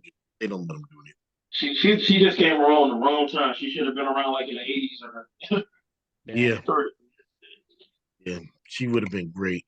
He would have Chris been Donna's the only fantastic. like manager are comparable nowadays, or at least in AEW. Managers aren't managers. Man. yeah. And like this managers and just in general, dance wrestling. That's why one thing about Tony Khan, I'm like, man, if you bring a wrestling back, you don't have managers in AEW either. Like they just Stokely Hathaway, they just toss him to the side. Yeah. No, Like he was he's not tossed to the side. He's not don't tossed. tell me don't bring him no fucking ROH no bullshit like that, man. No, he's on AEW. Doing what? He's thirsting after Chris Statlander. Are you serious? Are you serious? Yes, Oh, yes. I have a oh friend that has a God. crush on Chris Statlander. I question his judgment. He's thirsted. He is thirsty. Like that's the angle that he's at. He's thirsting after Chris Statlander, and Willow Nightingale's kind of like the sidekick to Chris Statlander. So wait, so Jack, you say you have a friend that's Thursday after Chris Statlander? Yeah, Hell no. Oh Like no. I'm not even going. I don't want to talk bad about her, but it's like I'm like all the women on AEW. You got Chris Statlander. Like I'm like not Anna Jay, not like Jamie Hayter, not like Tony Storm, Chris Statlander. Makes sense technically with Tony Storm if you think about it. He'd be like a obsessed fan. You're like Mariah May, and he has Yeah. like Male a lot equivalent, better, yeah. a lot better looking chicks. He took me to Statlander. you need But to. hey, everybody takes is different though. Beauty is an eye of the beholder, I guess. So. Yep, yep. A lot of people like Sky Blue. I don't get it. I really don't get it. Oh my God, some of these boys be thirsting like crazy over Sky Blue. Like Yeah. she just looks plain, bitch. Like Julia Hart, I knew like there was something about her, like just needs a little bit. Because I didn't mind the prep cheerleader look, but then she did the heart dark thing. I'm like, okay, you know what? I approve. Yeah, she's improved. I don't give her credit. She's improved. Yeah. They got away from that. What's his name? Gareth. What the fuck his name? That Yeah. goofball. They literally like tried to kill Brian Pillman Jr. and like, oh, he has no talent. Hey, he's not gonna Yeah. look like he has any talent with that piece of shit he was with, man. Yeah, that was an awful team. Like, that dude should be flipping burgers somewhere or something, man. Like, also he's not a wrestler. Like he can't, doesn't have a good look. He can't fucking cut a promo. He's green as fuck in the ring. Like what? Like, like what does he do well? Dilly squat. Diddly squat. And they had Brian Like Pillman Jr. paycheck. team. Yeah, they had him teaming with that guy for years, and then people was like, "Oh, well, he can't cut it. He's not any good. Who's gonna look good with that bomb?" Nope, nobody. Like, come on now. But I do like that Pillman Jr. Alexis King is in NXT. Like that like I'm trying to think of because Jade Cargill technically is now on the main roster. Is anyone else coming from AEW to WWE or more likely to be in NXT or the main roster besides Cody and CM Punk? It just depends on who the talent is. Yeah. That's all it is. It just depends on who the talent is. Say. So, for example, if somewhere like MJF were to come over, he's going main roster straight up. He's Yeah. not going. Ricky Not going Starks to. I would vouch for that too. if he did that. I think there's a possibility he could still go to NXT. Okay. I'm not saying guaranteed, but it's still a possibility he could go to NXT. But Yeah, he's like the perfect example. That's what I was trying to get at. Like at least like that type of wrestler. He needs a little bit more, at least with like exposure.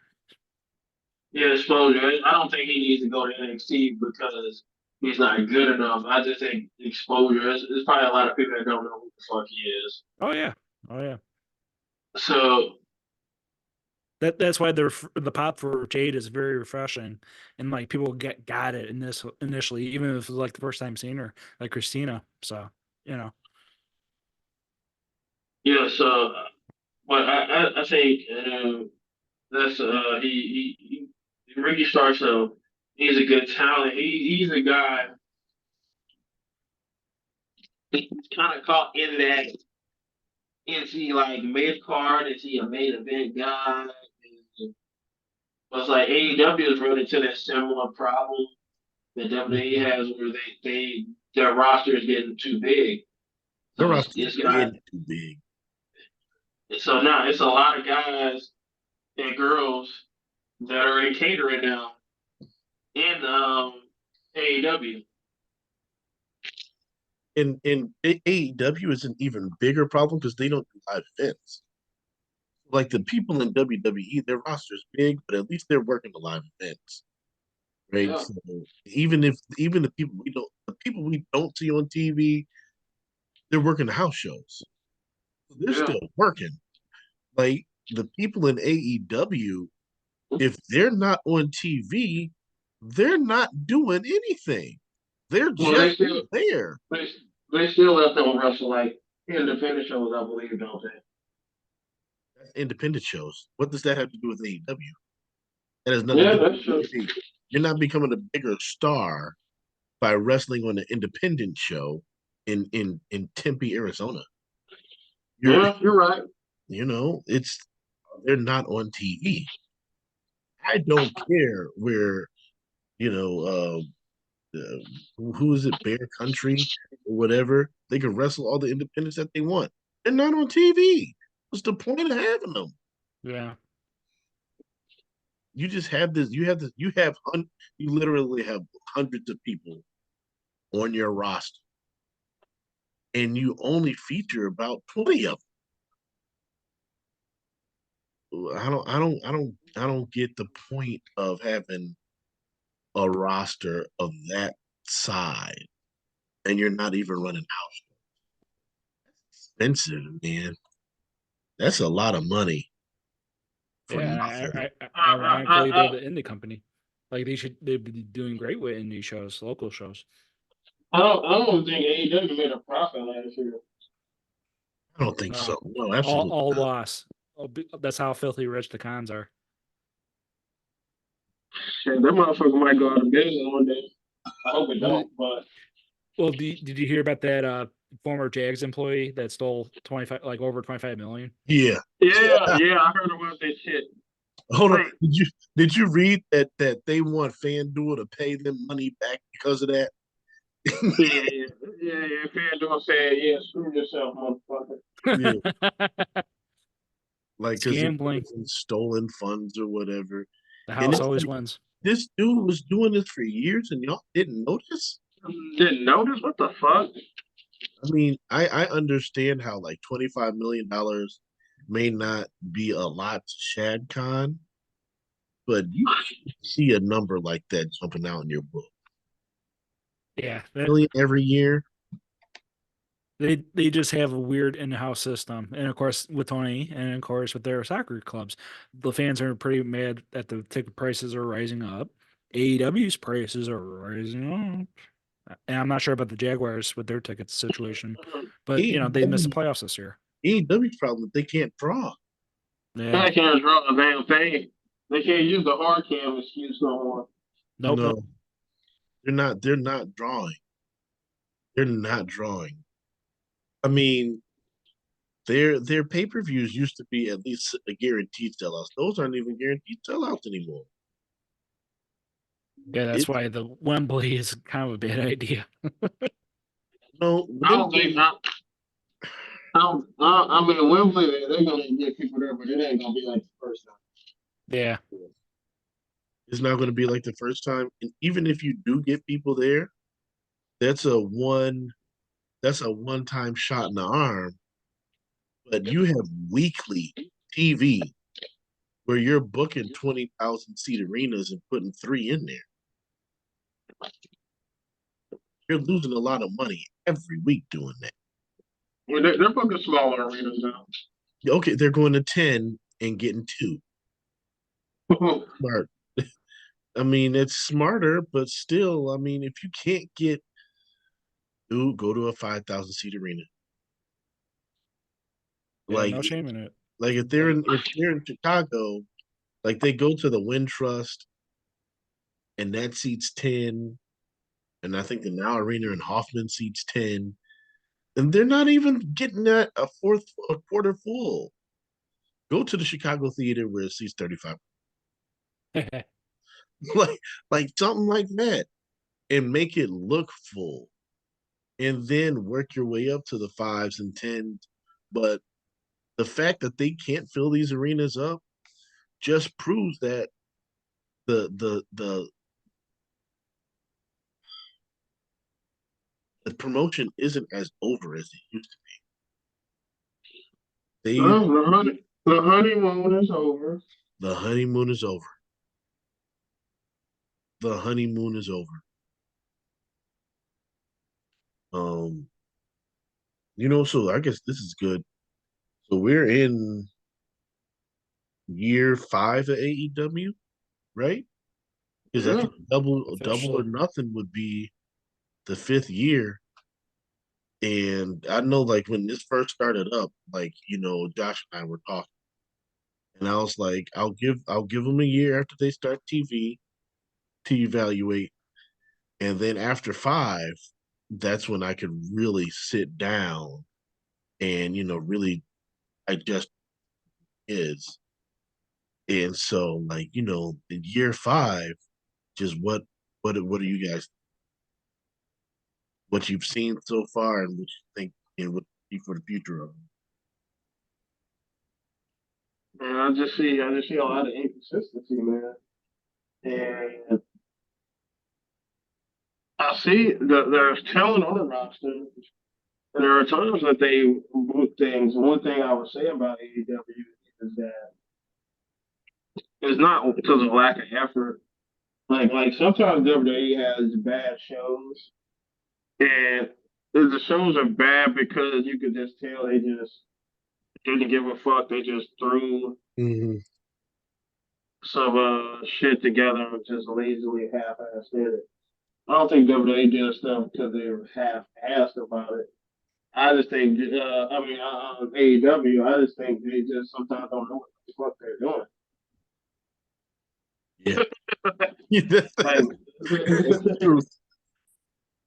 like they just have no clue because it's a lot of people who don't know how to put wrestling shows together.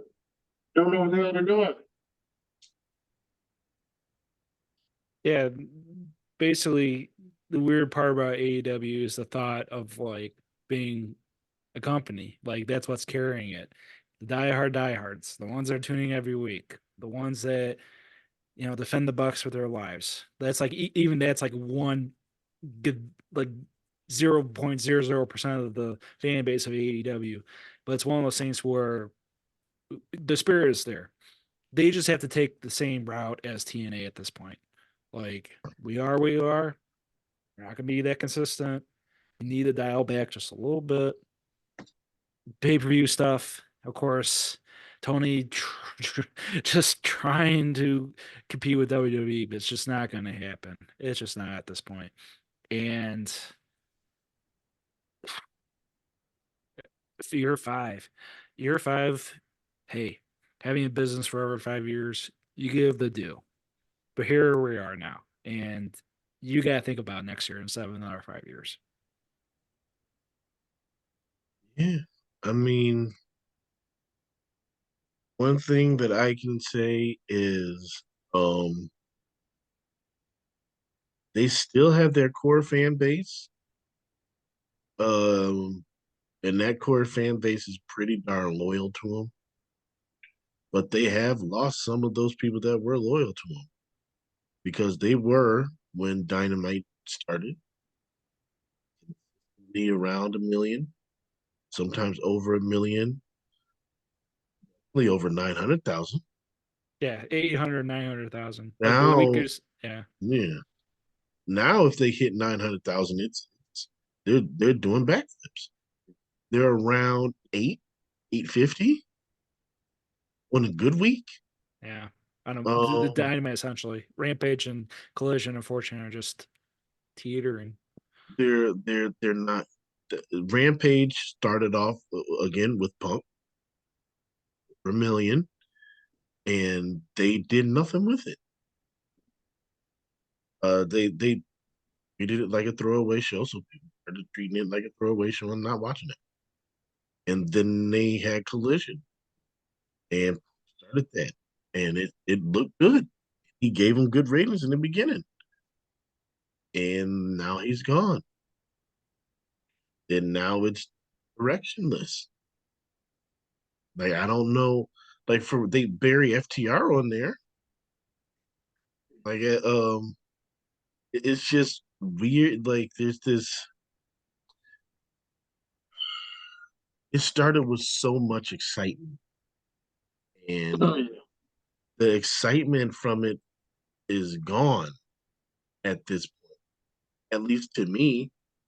Like I used to always be excited to watch Dynamite, even when it was not great.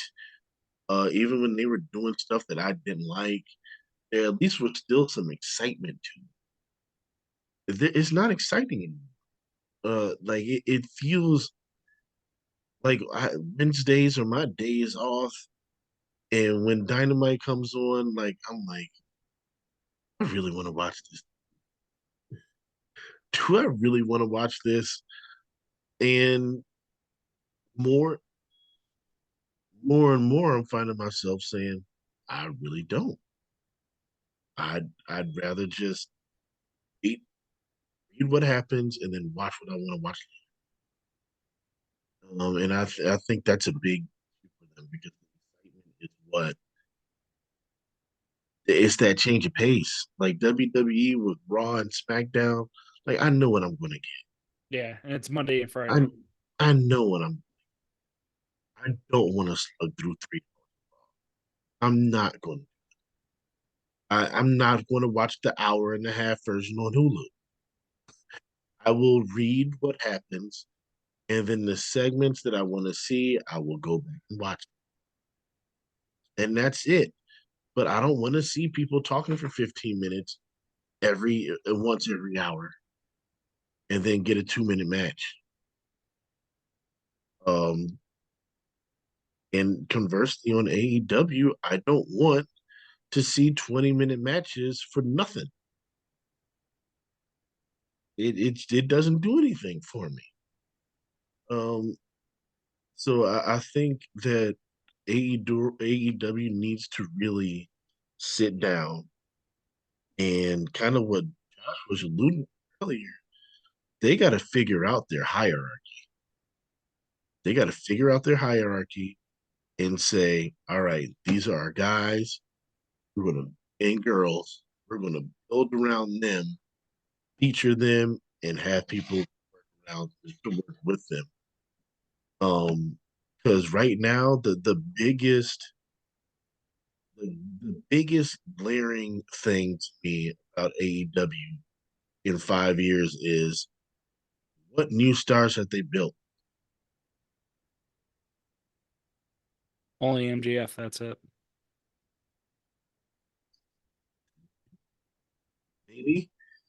Like I know Josh and I were talking about, their homegrown stars a lot early on. And we haven't they tout that 4 pillars, but aside from MJF, aren't any of them really stars? I don't think so. The only like plausible one is Darby. Plausible, but it's not a star. Maybe. We're not talking like LA Knight, like how he carried. That's a star compared to Darby at this point. Yeah, I agree. But I mean, like, there's just no stars that they've developed in that time. You're still relying on the same people, and those people are getting a little tired. So you're relying on bringing in free agents. So you have to bring in an Okada. You have to bring in an Osprey. So you have to bring in the Mercedes Monet. You got to bring in these talents because you haven't developed your own. It's like, having a baseball team with no darn farm system. And You need you're that and you're Yankees. relying the Chicago White Sox, looking at Yeah. you, Jerry Reinsdorf. Yep. No farm system that you can rely on. So you just got the people that you got. And then if they're not producing, like maybe we could buy a free agent, bring him in. So let's throw a lot of money at uh and it does nothing.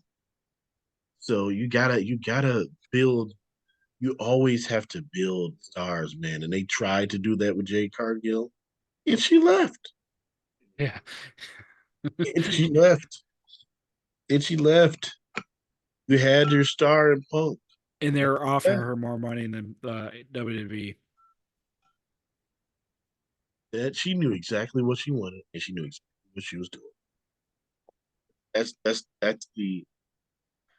That's a negotiation tactic. Yep. Like I know what I want. I know I'm leaving. I'm just going to throw a ridiculous number out there just to see if like you know what? Yeah, I'd like to make 100,000. Like that's like you going to your job and being like, I'd like to make 100,000. They're like, we'll give you 120, and you're like, I'm still leaving. Like, I already had it in my mind that I was going to leave, but I'm just going to throw this out there anyway. At least it's something that'll get me to think about it. But I'm still not staying. That lady saw, like, no, you gave me that you what they did for her was the best they could do. Oh yeah. Because once she lost, there was nothing else. She did more for them than they did for her because she was And an actual ratings draw. yeah, and it was one of the few Tony Khan like, okay, you're doing something at least. You're making this title legit and giving her time. And yeah, squashable matches. Nothing like you can't think of like the most memorable matches. Like top of my head, the one where she just cosplayed as She Hulk. It's fine. It was a good match, but I forgot the opponent. I can't Or think you know what? It could of have been what's her name? Not there's Red Ruby. No, not Ruby. Red Velvet. Red Velvet. I think it was Red Velvet. Where she dressed up as She-Hulk, or at least they had a match, and that's like another one too. Yeah, she did have matches with Red Velvet. Yeah, and Because I think one of them I was think, the yeah, yeah, She-Hulk yeah, one. yeah. Because that was when Brandy was pregnant, and like for whatever reason, since Brandy couldn't fight her, they were like, we're just going to send our friend Red Velvet at you. Yeah, and technically, like the crescendo would have been Brandy if Brandy would have stayed and not get pregnant. Or Right, one and two. It is right, what it is. right. It would have been built up to, you know what? The Jade Cargill debut is still one of the greatest moments. Oh yeah, it was the most natural, most organic, and similar That to Royal Rumble. Like fans were like, "Who hilarious. is this lady?" That was a train wreck of a segment, but it was so beautiful. It was Who so said beautiful, who said it was open mic night, bitch? man. Yep. Like I've never heard Brandy. Never. You coming to my house, coming up, my man. He says, And "Yo, bitch, get to stepping." that was a Rick Ross moment. And Yeah, she's just standing there posing with her muscles. and then slaps her butt. Yeah, man. Jay, that's how you know. That's when you saw how the dream changed. Where Jay just started doing the pose and shit. Oh, Uh, oh, oh, that was so funny. Like she just randomly walked out on the mic. We had no idea who this lady is. And she's talking down to Cody. And we're like, who is this person?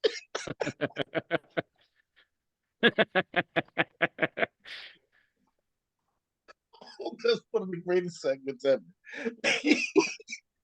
Oh, Peak television. It was one of the greatest AEW segments ever. yeah. And yeah, Oh, when Brady, she made it a classic when she came out there and said, yeah. "Who the hell said it was open mic night, bitch?"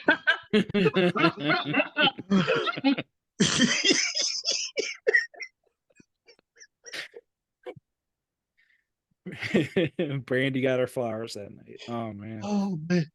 Oh, The greatest promo ever, bro. that is hilarious. That is one of the most memorable promos ever. That is Yes. like who witnesses? Pro- She's never cut a promo like that again in her life. yeah. It was Master, masterpiece, bro. masterpiece. It was such a beautiful. Oh man, I love that. I could go back and rewatch that segment right now and still It, feel the same joy. it's similar to Steiner math. Like it's just a beautiful, beautiful mess. Um, that was, oh my god. Okay, so other moments. The Punk debut, I think is a great one of the best moments in A. Yeah. Um, Punk's matches in general, like I don't think he had like a crap ass one. Or you know what, Suzuki. That's it. then that Kojima match was, but that was at Forbidden Door. Forbidden Door is a trash paper. Or Kojima. My mistake. You cannot put open night, bitch. That should be your ringtone.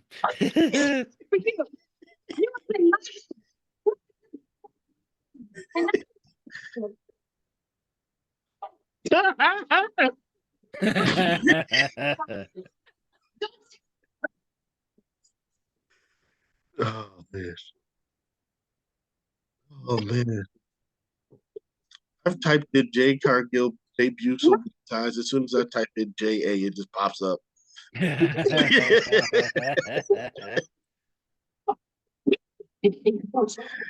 Oh, oh my goodness. Oh, that's the funny. Oh, that's the funny.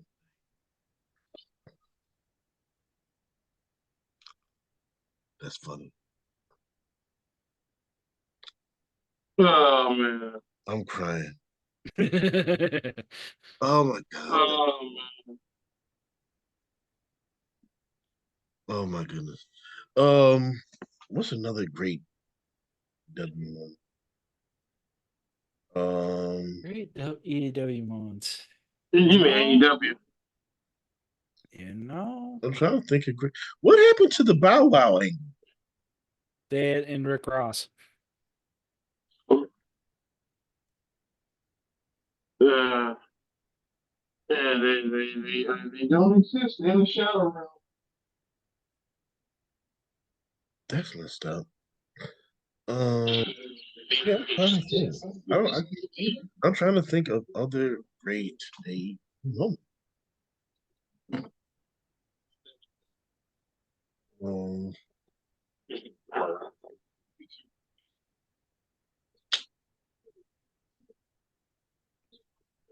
No, you talking about the AEW moments?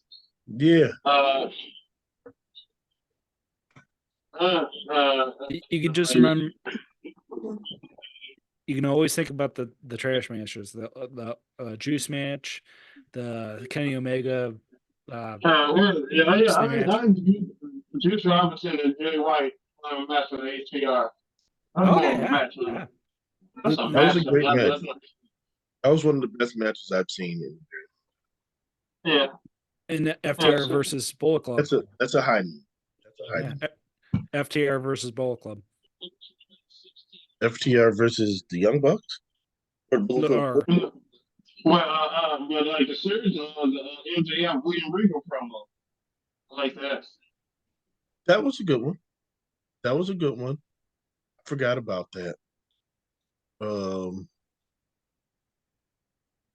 MJF calling Tony Khan a fucking mark.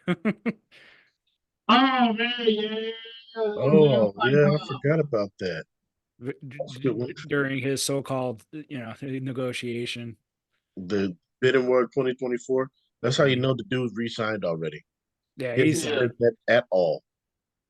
And plus, with the Devil storyline, it is technically their version of long-term booking. It is what it is. It's just injuries. But that storyline sucks. It sucks so bad, but they gotta swallow it. It is what Nobody it is. cares.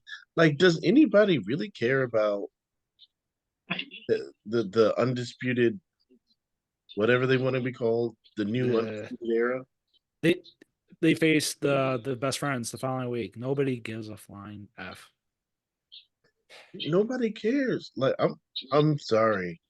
Roddy Strong is a great wrestler.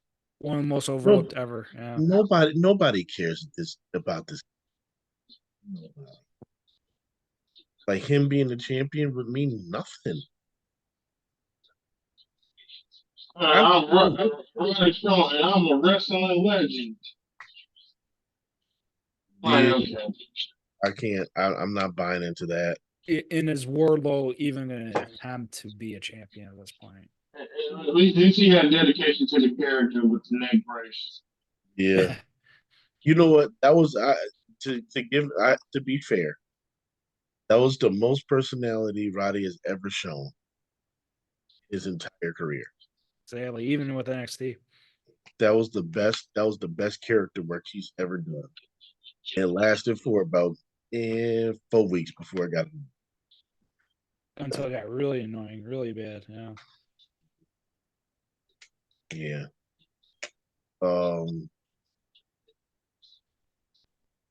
That happens a lot, mate. Yeah, like technically a Tony Storm thing too. Like the story gets ahead of itself, and they book the matches, but somehow, some way, they don't know how to fill it. They don't know how to squeeze it out. And I do like the segments with Tony still, but it's kind of like a weird, like, no, this is special. We're gonna make this give it even more attention than it needs to be.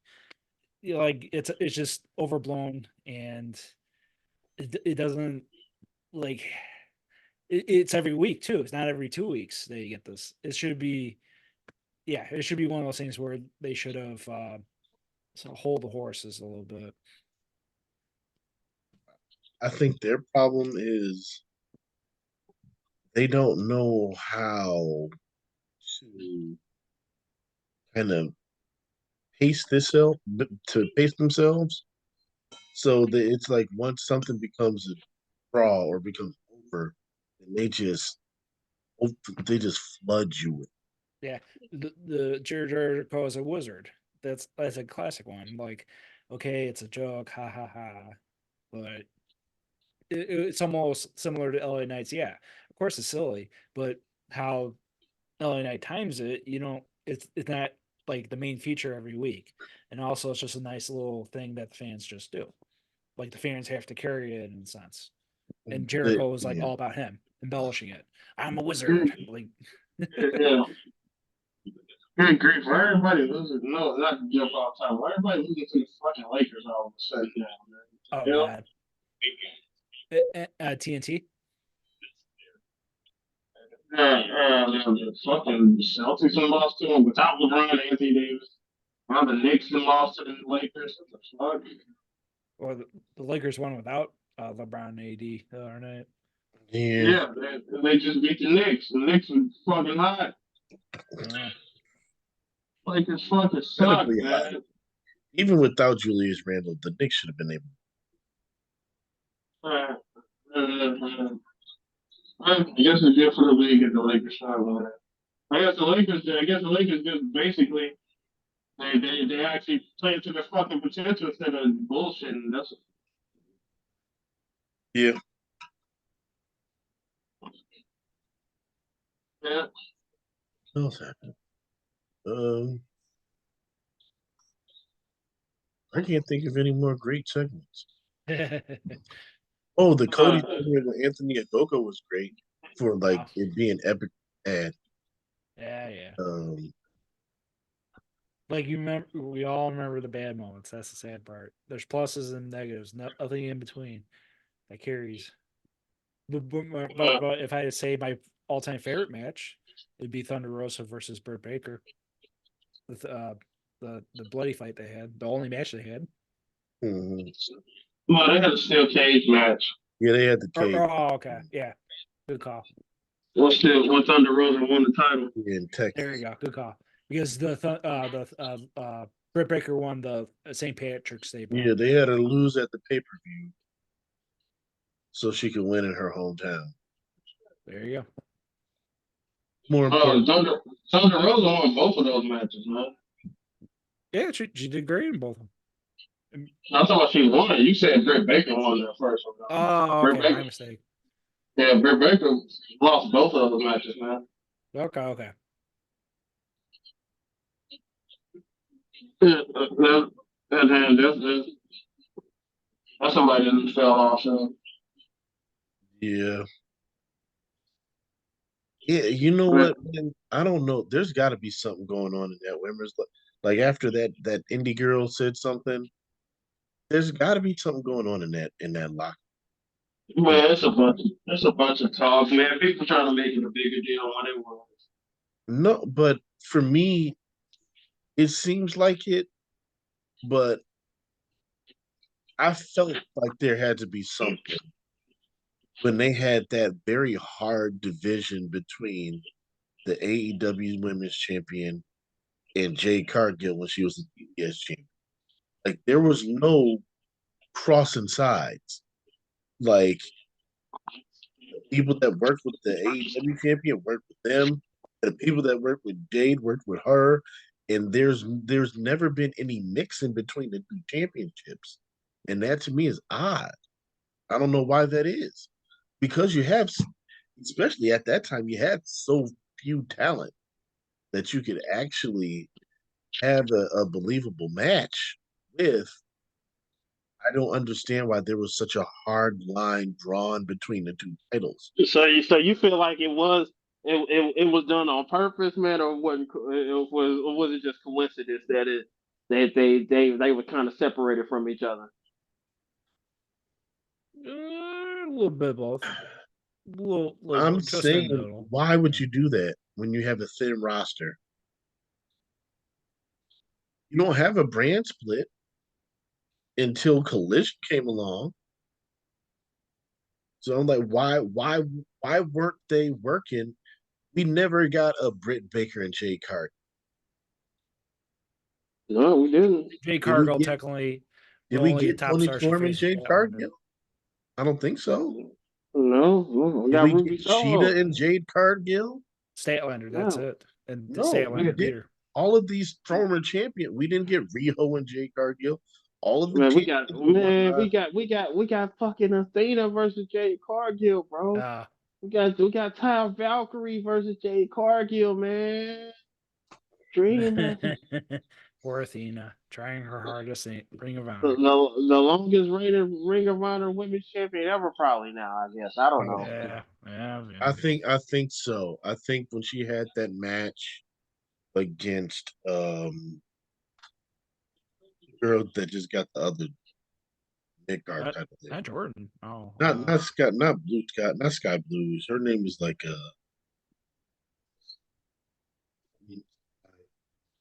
blank. but I can't. I'm sorry, I can't think of your name. Kylie Ray. No, but after she won that match, I think she officially no longer in the ring. Yeah. Everybody turned on Kylie Ray, man. I ain't got nothing against Kylie Ray. She ain't do nothing to me. Same. I think she had like some sort of like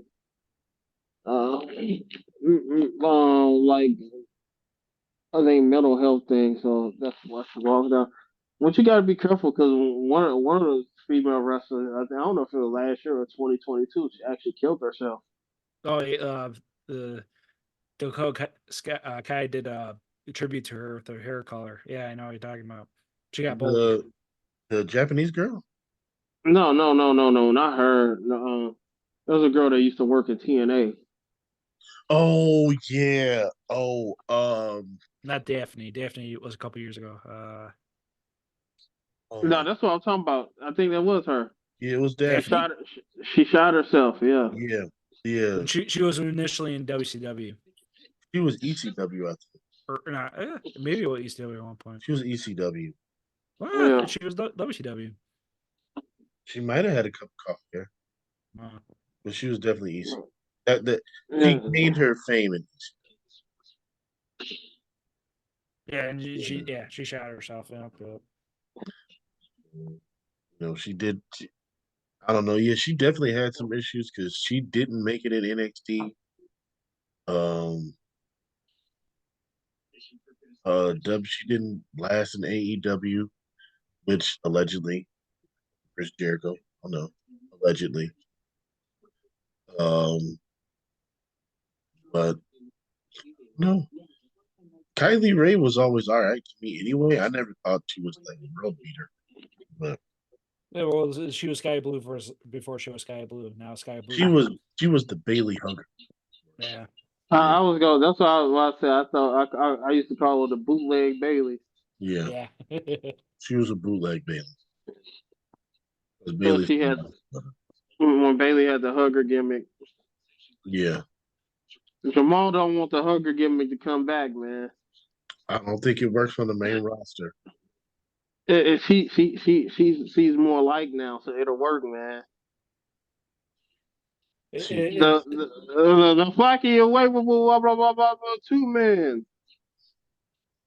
She might uh, bring it back one day. I'm sure she will. That shit was for the kids though, man. That shit was so childish though. That was yeah, for and she was a little bit the in size wise. She Israel. was kind of skinnier. Now she's kind of more full, little bit older. So she's showing the muscles more. That's what you're calling it, Jack? The muscles?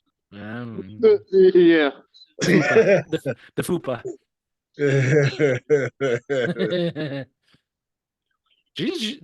She could probably deadlift me any day. Good. Didn't she break up with that dude from AEW? Yeah, they were engaged and never married. So she broke it off. I don't think she was dating anybody else. And then she got liquor. That's what always happened. I think we did a great job just trying to continue to build what's important to us and what we value. Yeah, man. So AEW, man, build more stars. Each other, they all didn't Focus on building stars. And not just stars to your audience, stars to public. With Jay Carter or MJF, like something in that iteration. Yeah, like MJF, you see MJF all the Jewish. Yeah, now he's Iron Claw. Like you gotta take these baby steps, man. That's the exposure. That's sadly, Vince knew that years ago. Needs stuff. You got guys that you got a Darby Allen who's like a star in that realm, but you can't put that dude on Good Morning America. No, he's too full of himself, and Like he wants who are to you gonna who can you get to do the big shows like that? You're not sending, are you sending John Moxley to First Take? Oh hell no. I'm he not. almost Moxley single handedly almost canceled Austin podcast. That was awful. Worst interview ever. Oh, I hate that was that interview. terrible. That was a terrible interview. He was sitting there complaining about Brock not wanting to do anything. And I was just kind of like, oh, I kind of feel bad for him.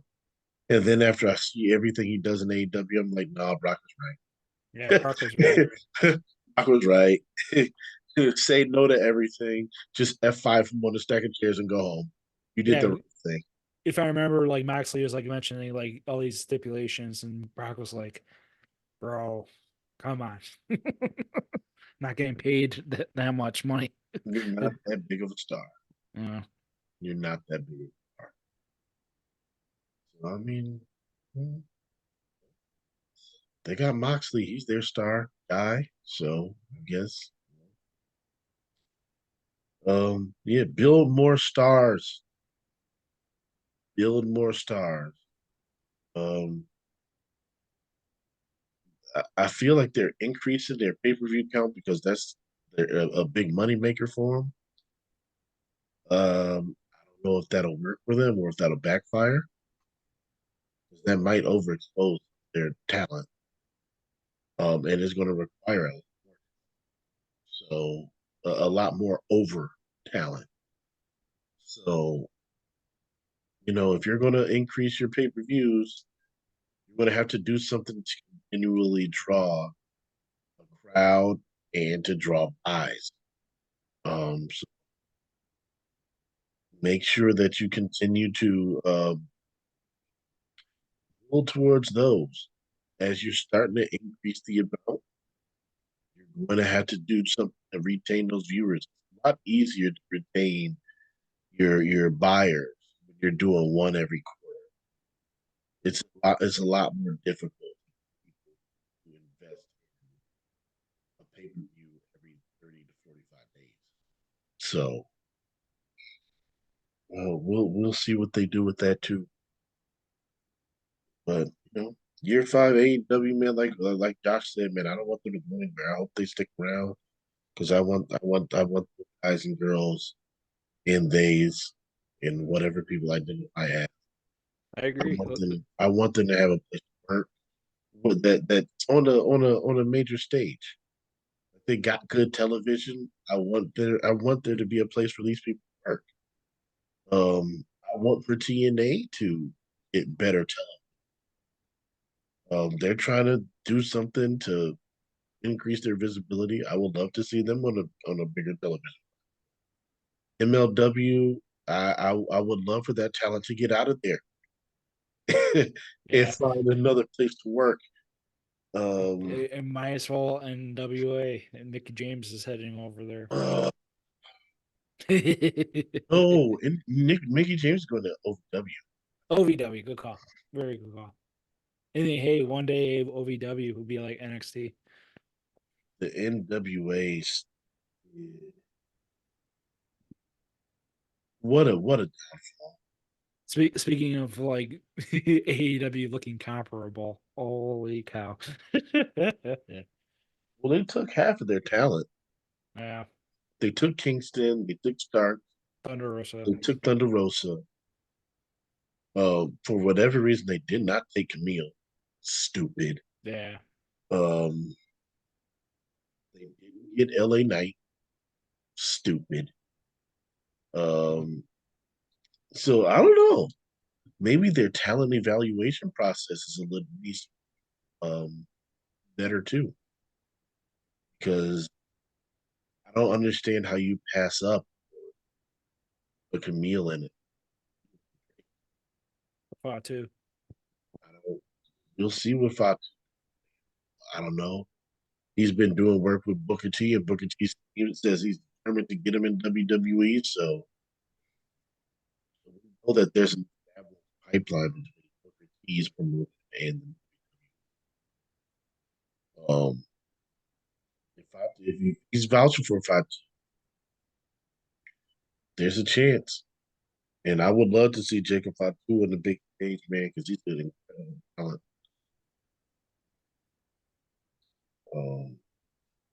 So he's one of the people that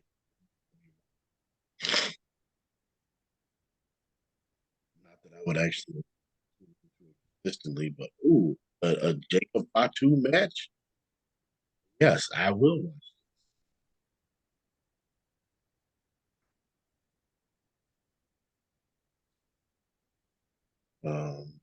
What do you guys think is going to happen to Swerve this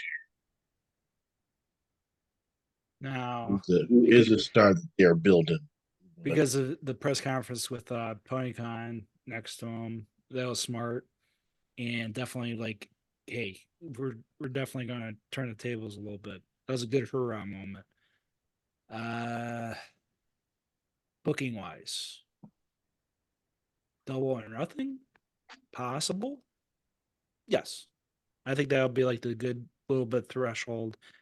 However, MGF needs to recover. Finish the stupid storyline with Adam Cole, whatever. Nobody cares. They know it. Like Swerve's last match was technically against Dustin Rhodes, right? No, Swerve just had a match with. He had a match with Jeff Hardy, and then he had a match with RVD. Okay, Why did they throw that was the all last one. these RVD. old legends at him? After I Yeah. think, after you say that, he's just getting all these old legends.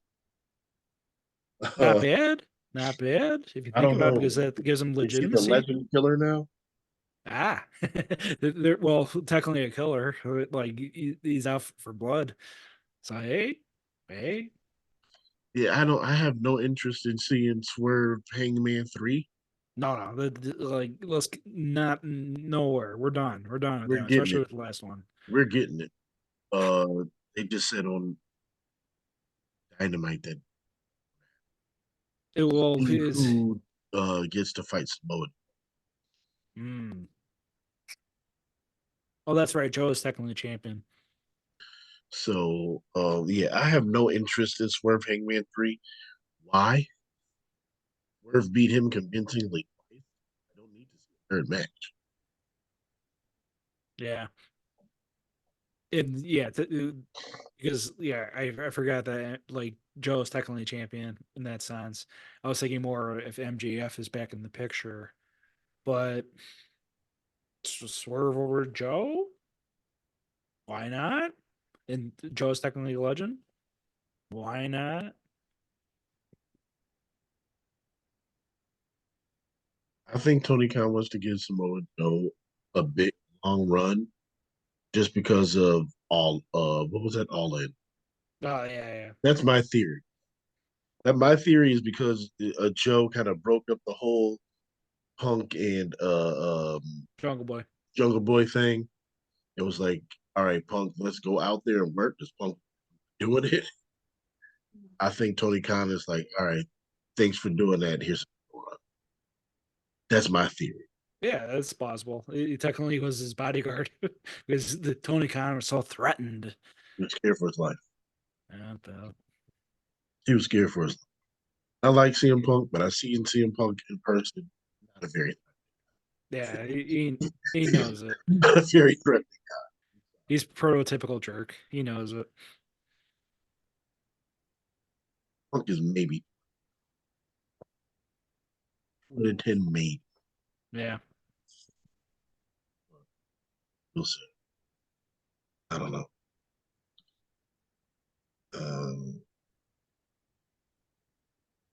What else is there? Well, Vinnie Mac and Netflix, but yeah. Oh, Vinnie Mac. Well, long story short, I mean, like it's kind of weird, like how we observe the man and his lunacy, but you know, it's a different era now, and thank God. In a weird way, thank God. Like I remember being in schoolyards with the DX stuff and the here and there skits, Sable, of course. Understanding what Playboy was when I was 8 years old. Vince kind of like he he opened his closet a little too much, and then after uh after that run, the ruthless aggression era, with the do rag Vince, he was even like that. That's even worse in a weird sense.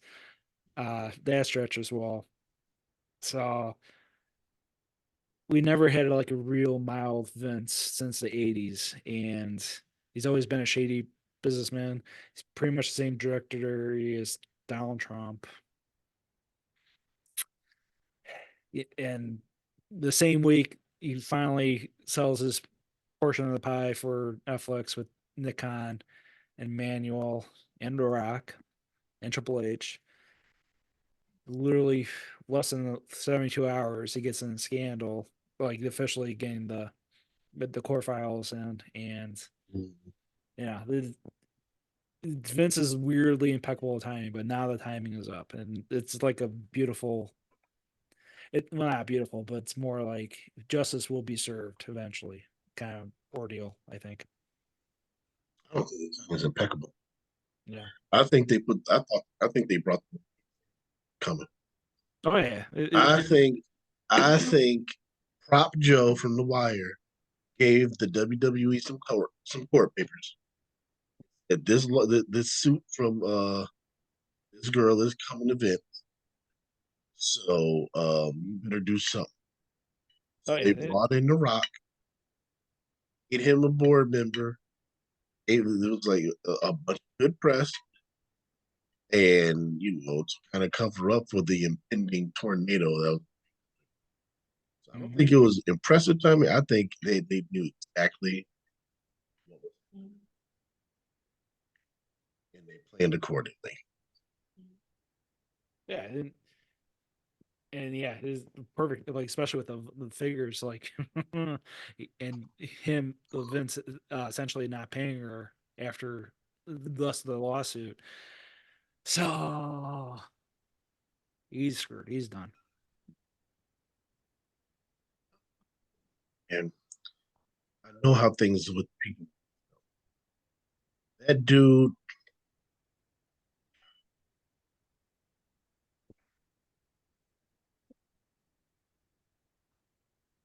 he might see. This is a civil suit. This is a criminal suit. He might see a courtroom. That dude will die before he pays that lady. Yeah, I know. That dude will die. He will literally be like, you know what? I'm not giving you. Man, I don't want to get into the Vince shit, man. That's man. And man, I couldn't get past when they said he definitely, man. Yeah, I know. Even the Yeah. details, I don't blame you. I read that whole thing. I don't know how could you read that whole thing, man? It was interesting to read, man, and it was. It's almost like he didn't even treat her like she was a human. She was just Property, worse than property. I I'm just mean, glad. I don't know, man. there's so much to it. I could really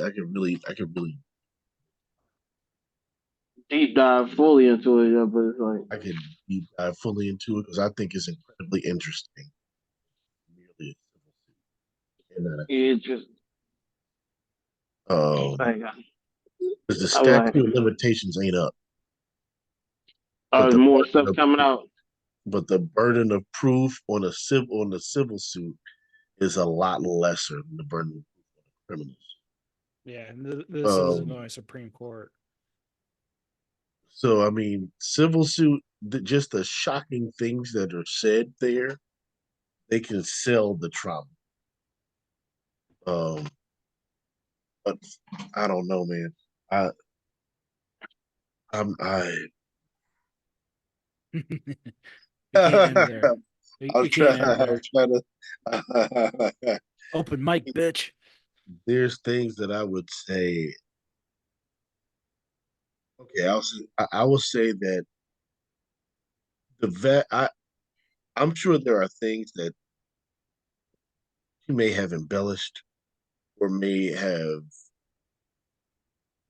not, got some of the details a little weird, but I believe the vast majority of the stuff that this lady, because I've watched what Vince McMahon calls entertainment On camera. treated women on camera. I remember the old. We knew when we saw him treat Trish like a dog. We knew Yeah, that's all I was the gonna way bring he up. was fawning over Sable. I know Kurt Angle talked about how uncomfortable he was when Vince made him make out with Stephanie. And the Charmel thing, yeah. Like there's a lot of things about Vince that we saw on television And that they made said it us was the uncomfortable. storyline, like he wanted, like when Stephanie got pregnant, he wanted Shane to be to the dad or some shit like this. Some shit. Yeah, Uh, what was the we Kane's? know we had he had an angle where he wanted Lacey Evans' kid's father to be Ric Flair. Yeah, man. That was him. He was living vicariously through that. Is it a coincidence that once Vince McMahon gets in trouble, she's gone after an angle like that? I don't think so. That's just speculation. Not saying anything happened there. Yeah, and Just of saying. course, now we know kind of things too with Stephanie, leaving and Shane essentially like not being sold whatsoever with owning the company. Even his own flesh and blood don't want to deal with her father at the moment. It's a tale. It's a tale. No, I mean, I think with Stephanie, it was again. This is just my opinion and speculation. I think for both of them, for Shane and Stephanie, Shane thought that a long time ago that things may get passed down to him. When he found out that that wasn't going to happen, it dipped and started. Stephanie stuck around, but um, I think once he got kicked off the board, he like forced his way back in. I think she realized he's never going to give this to me either, and I think that was kind of like a breaking point for her too. That's just speculation. That's what I think. Man, Vince gonna hold on till he go in his grave, man. He held on to that thing, and once he couldn't have it anymore, he said, "You know what? If I can't have it, then nobody's it."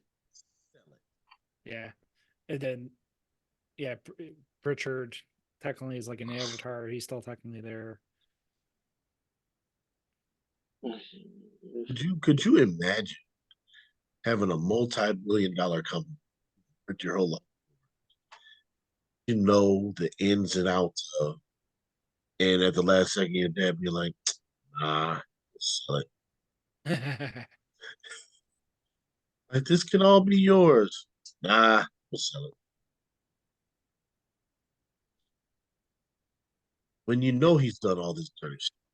Yeah, and he's had the plan. Like, good chance he would have talked to Dana White at one point or Emmanuel, you name it. It's just business. It is what it is. And it's, I think it's horrible the way he treated that lady. I think John Laurinaitis trying to snitch, save himself isn't going to work. I hope he gets his comeuppance too. He had that text 619 meme with John Laurinaitis' face. Um, They already canceled Rock. I'll cancel the Rock or Young Rock. Brock's done. Mm. Brock is. I'm sure that they're going to try to bring this dude back. Maybe a year, maybe 2 years, it may be 5 years. They'll try to bring Brock back. I'm sure. But this case isn't going to go away. Cases don't just happen overnight. And more They can get voices will be drawn out. heard. Wow. So we'll see, man. I don't want just civil suit. I would like for this, both of them, all of them, everybody that was involved in this. I would like to see them facing criminal charges. I will say this: I was very disappointed in Triple H. Yeah. I appreciate people asking questions about it. I was not. I was very disappointed. Yeah, one of them was the WrestleNomics guy. I was like, yeah, Brian Thurston. Yeah, I mean, you get on the mic. We saw you get on the mic every week. But talk. We just saw an hour before Cody get asked the question, and he answered. Now I get that, and his father-in-law, and you're like the face of the things. There is a way that you can answer. Yeah, sadly, less is more. No comment until we get more information. It is a classic way with a lot of lawsuits, unfortunately. Pleading the fifth in a way. Hey, look, any lawsuit is a lawsuit. I'm not able to speak on something until all of them. To sit there and tell me that you don't know that you read the case, I think it's a. I think you lied to him. He's saying that you didn't read it. You had heard about it. You know what was in it. To act like you didn't, you're lying straight to my face. Lie to my face. This is your father-in-law. You are the head of this company. You're telling me you didn't know anything about this? That's a lie. That is a lie. I'm sorry. And don't try to con me and be like, well, we had a great week. Record. No. Answer the question. Yeah. Answer the question. You say, look, very difficult question for me and very difficult for my family. This is my father-in-law. I am not at liberty to discuss anything regarding this case. I will say that I hope the investigation is thorough, lengthy, and anything that comes of it, we will do accordingly, according to whatever the judgment is. Say something along those lines that's saying that's at least acknowledging. Don't act like it doesn't happen. Don't act like we all know it. Yeah. And We all similar to, know it. yeah, and similar to Tony Khan's case, when of course, when he's wearing Tony Storm's gear, being asked that question, like even he had like a response. It wasn't perfect either, but it's more a sense of like, we were trying to keep this a safe environment. Like he tried to emphasize that at least. So it's important to reiterate and be like, this doesn't happen often. Like this is That the norm. was that was a Yeah. stupid response. Yeah. We're trying to keep this a safe environment. We're the safest environment in the industry. I know. It's Just in messy. 4 months, you said you were scared for your life. You have fights backstage every week. Like, you know what? Not to get off that pause.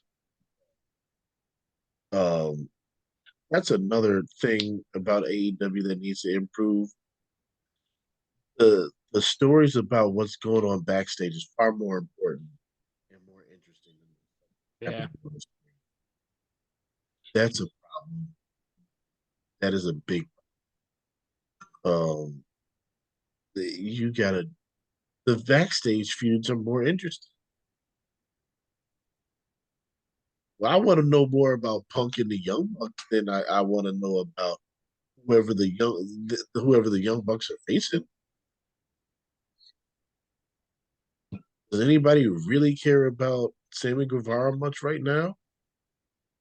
But I sure want to hear about him and Andrade punching him in the face.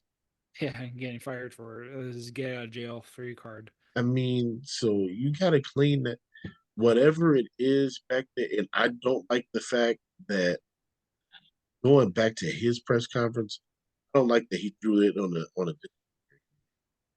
We have a disciplinary investigation. Yeah. No, dude. If you clearly have a culture problem at your. You need to do something that the culture. correct in putting a disciplinary committee out there and naming, Danielson as the person, you're attempting to take the heat off you and put it on him. You're attempting to be like, okay, fans love him. If the decision comes from him, people won't be so mad at me. You're a boss. You have to Nobody make likes the the tough boss. you have to make the tough decisions. So if the decision is for this dude to get fired, if you decide, all right, CM Punk's got to go, then CM Punk should go. You shouldn't have to go to this disciplinary and have Danielson be the deciding vote, have him be the heel in the situation. No, you're the owner. You take the heat. That's what you do. Be the boss. I don't know. I just have an issue.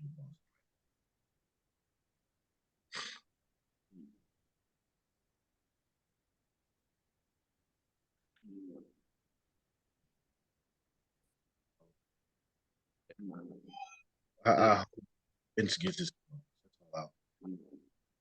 Or yeah, I'm almost tapped out myself. Yeah, me too. Or anything else you want to share, Jamal? Or... No, the Netflix deal I think is good. Yeah, okay, we can finish with that at least. Like how the presentation would be, like commercials coming in, but what would that mean with Netflix? And like people still pay money for ad blocker. Like, is there going to be a point where we're never going to escape from ads? Ads are always going to be there. It's how they make money. I know. I was having a long conversation yesterday about this, streaming and ads, and we talk about like streaming Ad nauseum. So there's the no pun intended. I think the presentation is going to be the same. It's going to be unique.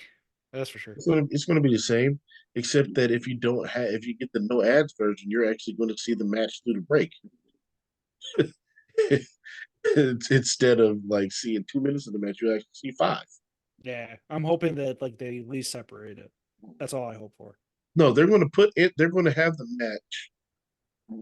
They're going to have the match laid out as if they're going to commercial, because they're still going to have to build around the ad spot, because they're still the ad tier on Netflix. That's the most popular tier. So they're still going to have to lay things out around the ad breaks. But the question about that is, where do the ad breaks come in? How frequent are the ad breaks? I don't have Netflix with ads, so I don't know if it's like at every. So that would be how they will pattern. Yeah, and it's probably and who they're advertising. It's still going to be the same sponsors. It's still going to be Slim Jim. They almost tie-tailed out of there, but because of the Vince news, they stuck around, I guess. You can say, you never know. I mean, depending on how they do, they could get better advertising. You don't know how they're going to sell it. Yeah.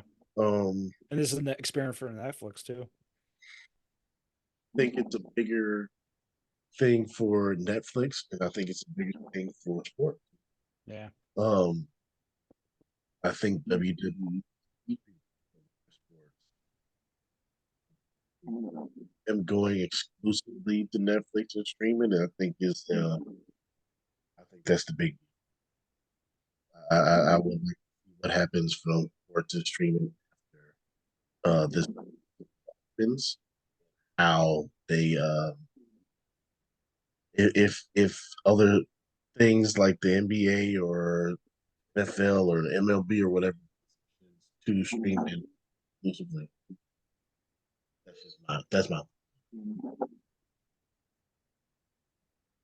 Man, part of me is like, well, like because wrestling I think is a pretty good format, in regards to like the breaks, making a show.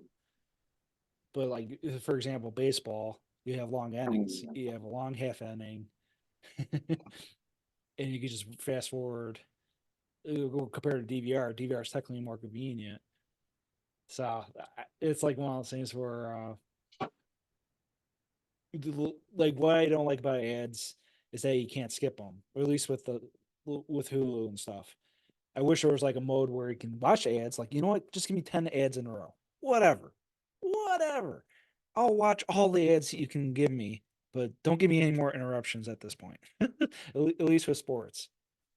So, it's just one of those things where as a consumer, I have to get used to it. I will still watch it. It's just a matter of like,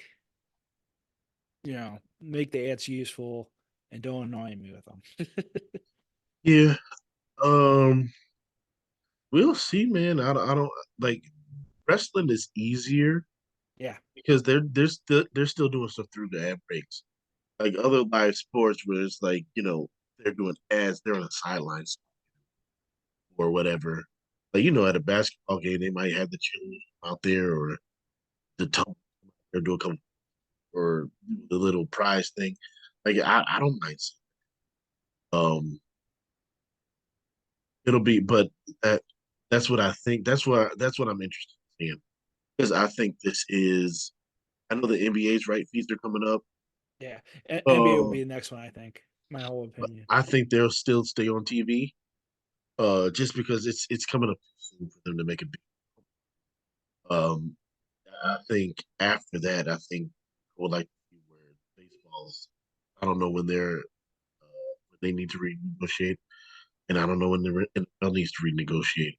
NFL just renegotiated, because they moved Sunday ticket to YouTube. And if So NFL did that, like it would just change it'll be, everything and it'll be anything. landscape changing.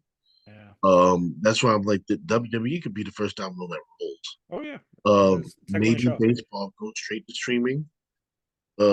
Possibly. I think of all of the major sport apps, I think MLB's League Pass or MLB's um, MLB TV. I think that's the best functional app. Yeah. NFL and MLB. So I think oh, strictly streaming. So it'll be interesting to see if we do it. But WWE, I would like. It'll be a great experience to see what happens and how their business goes. Yeah. Like,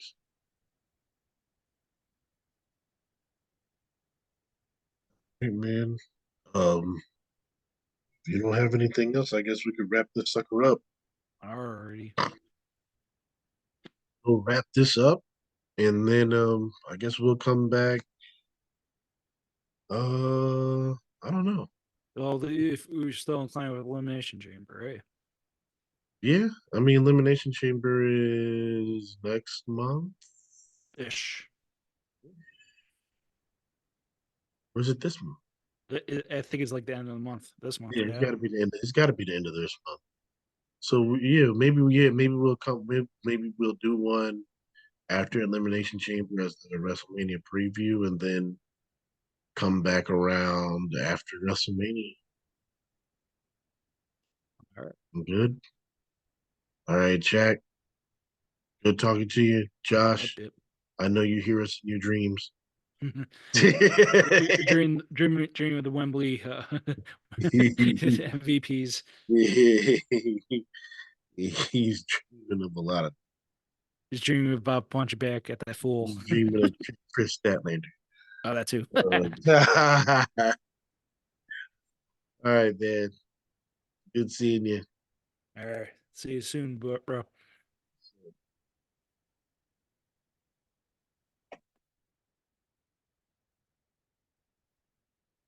And a happy belated birthday to our friend of the show, Dave, man. We love you, man. We'd like to have you back on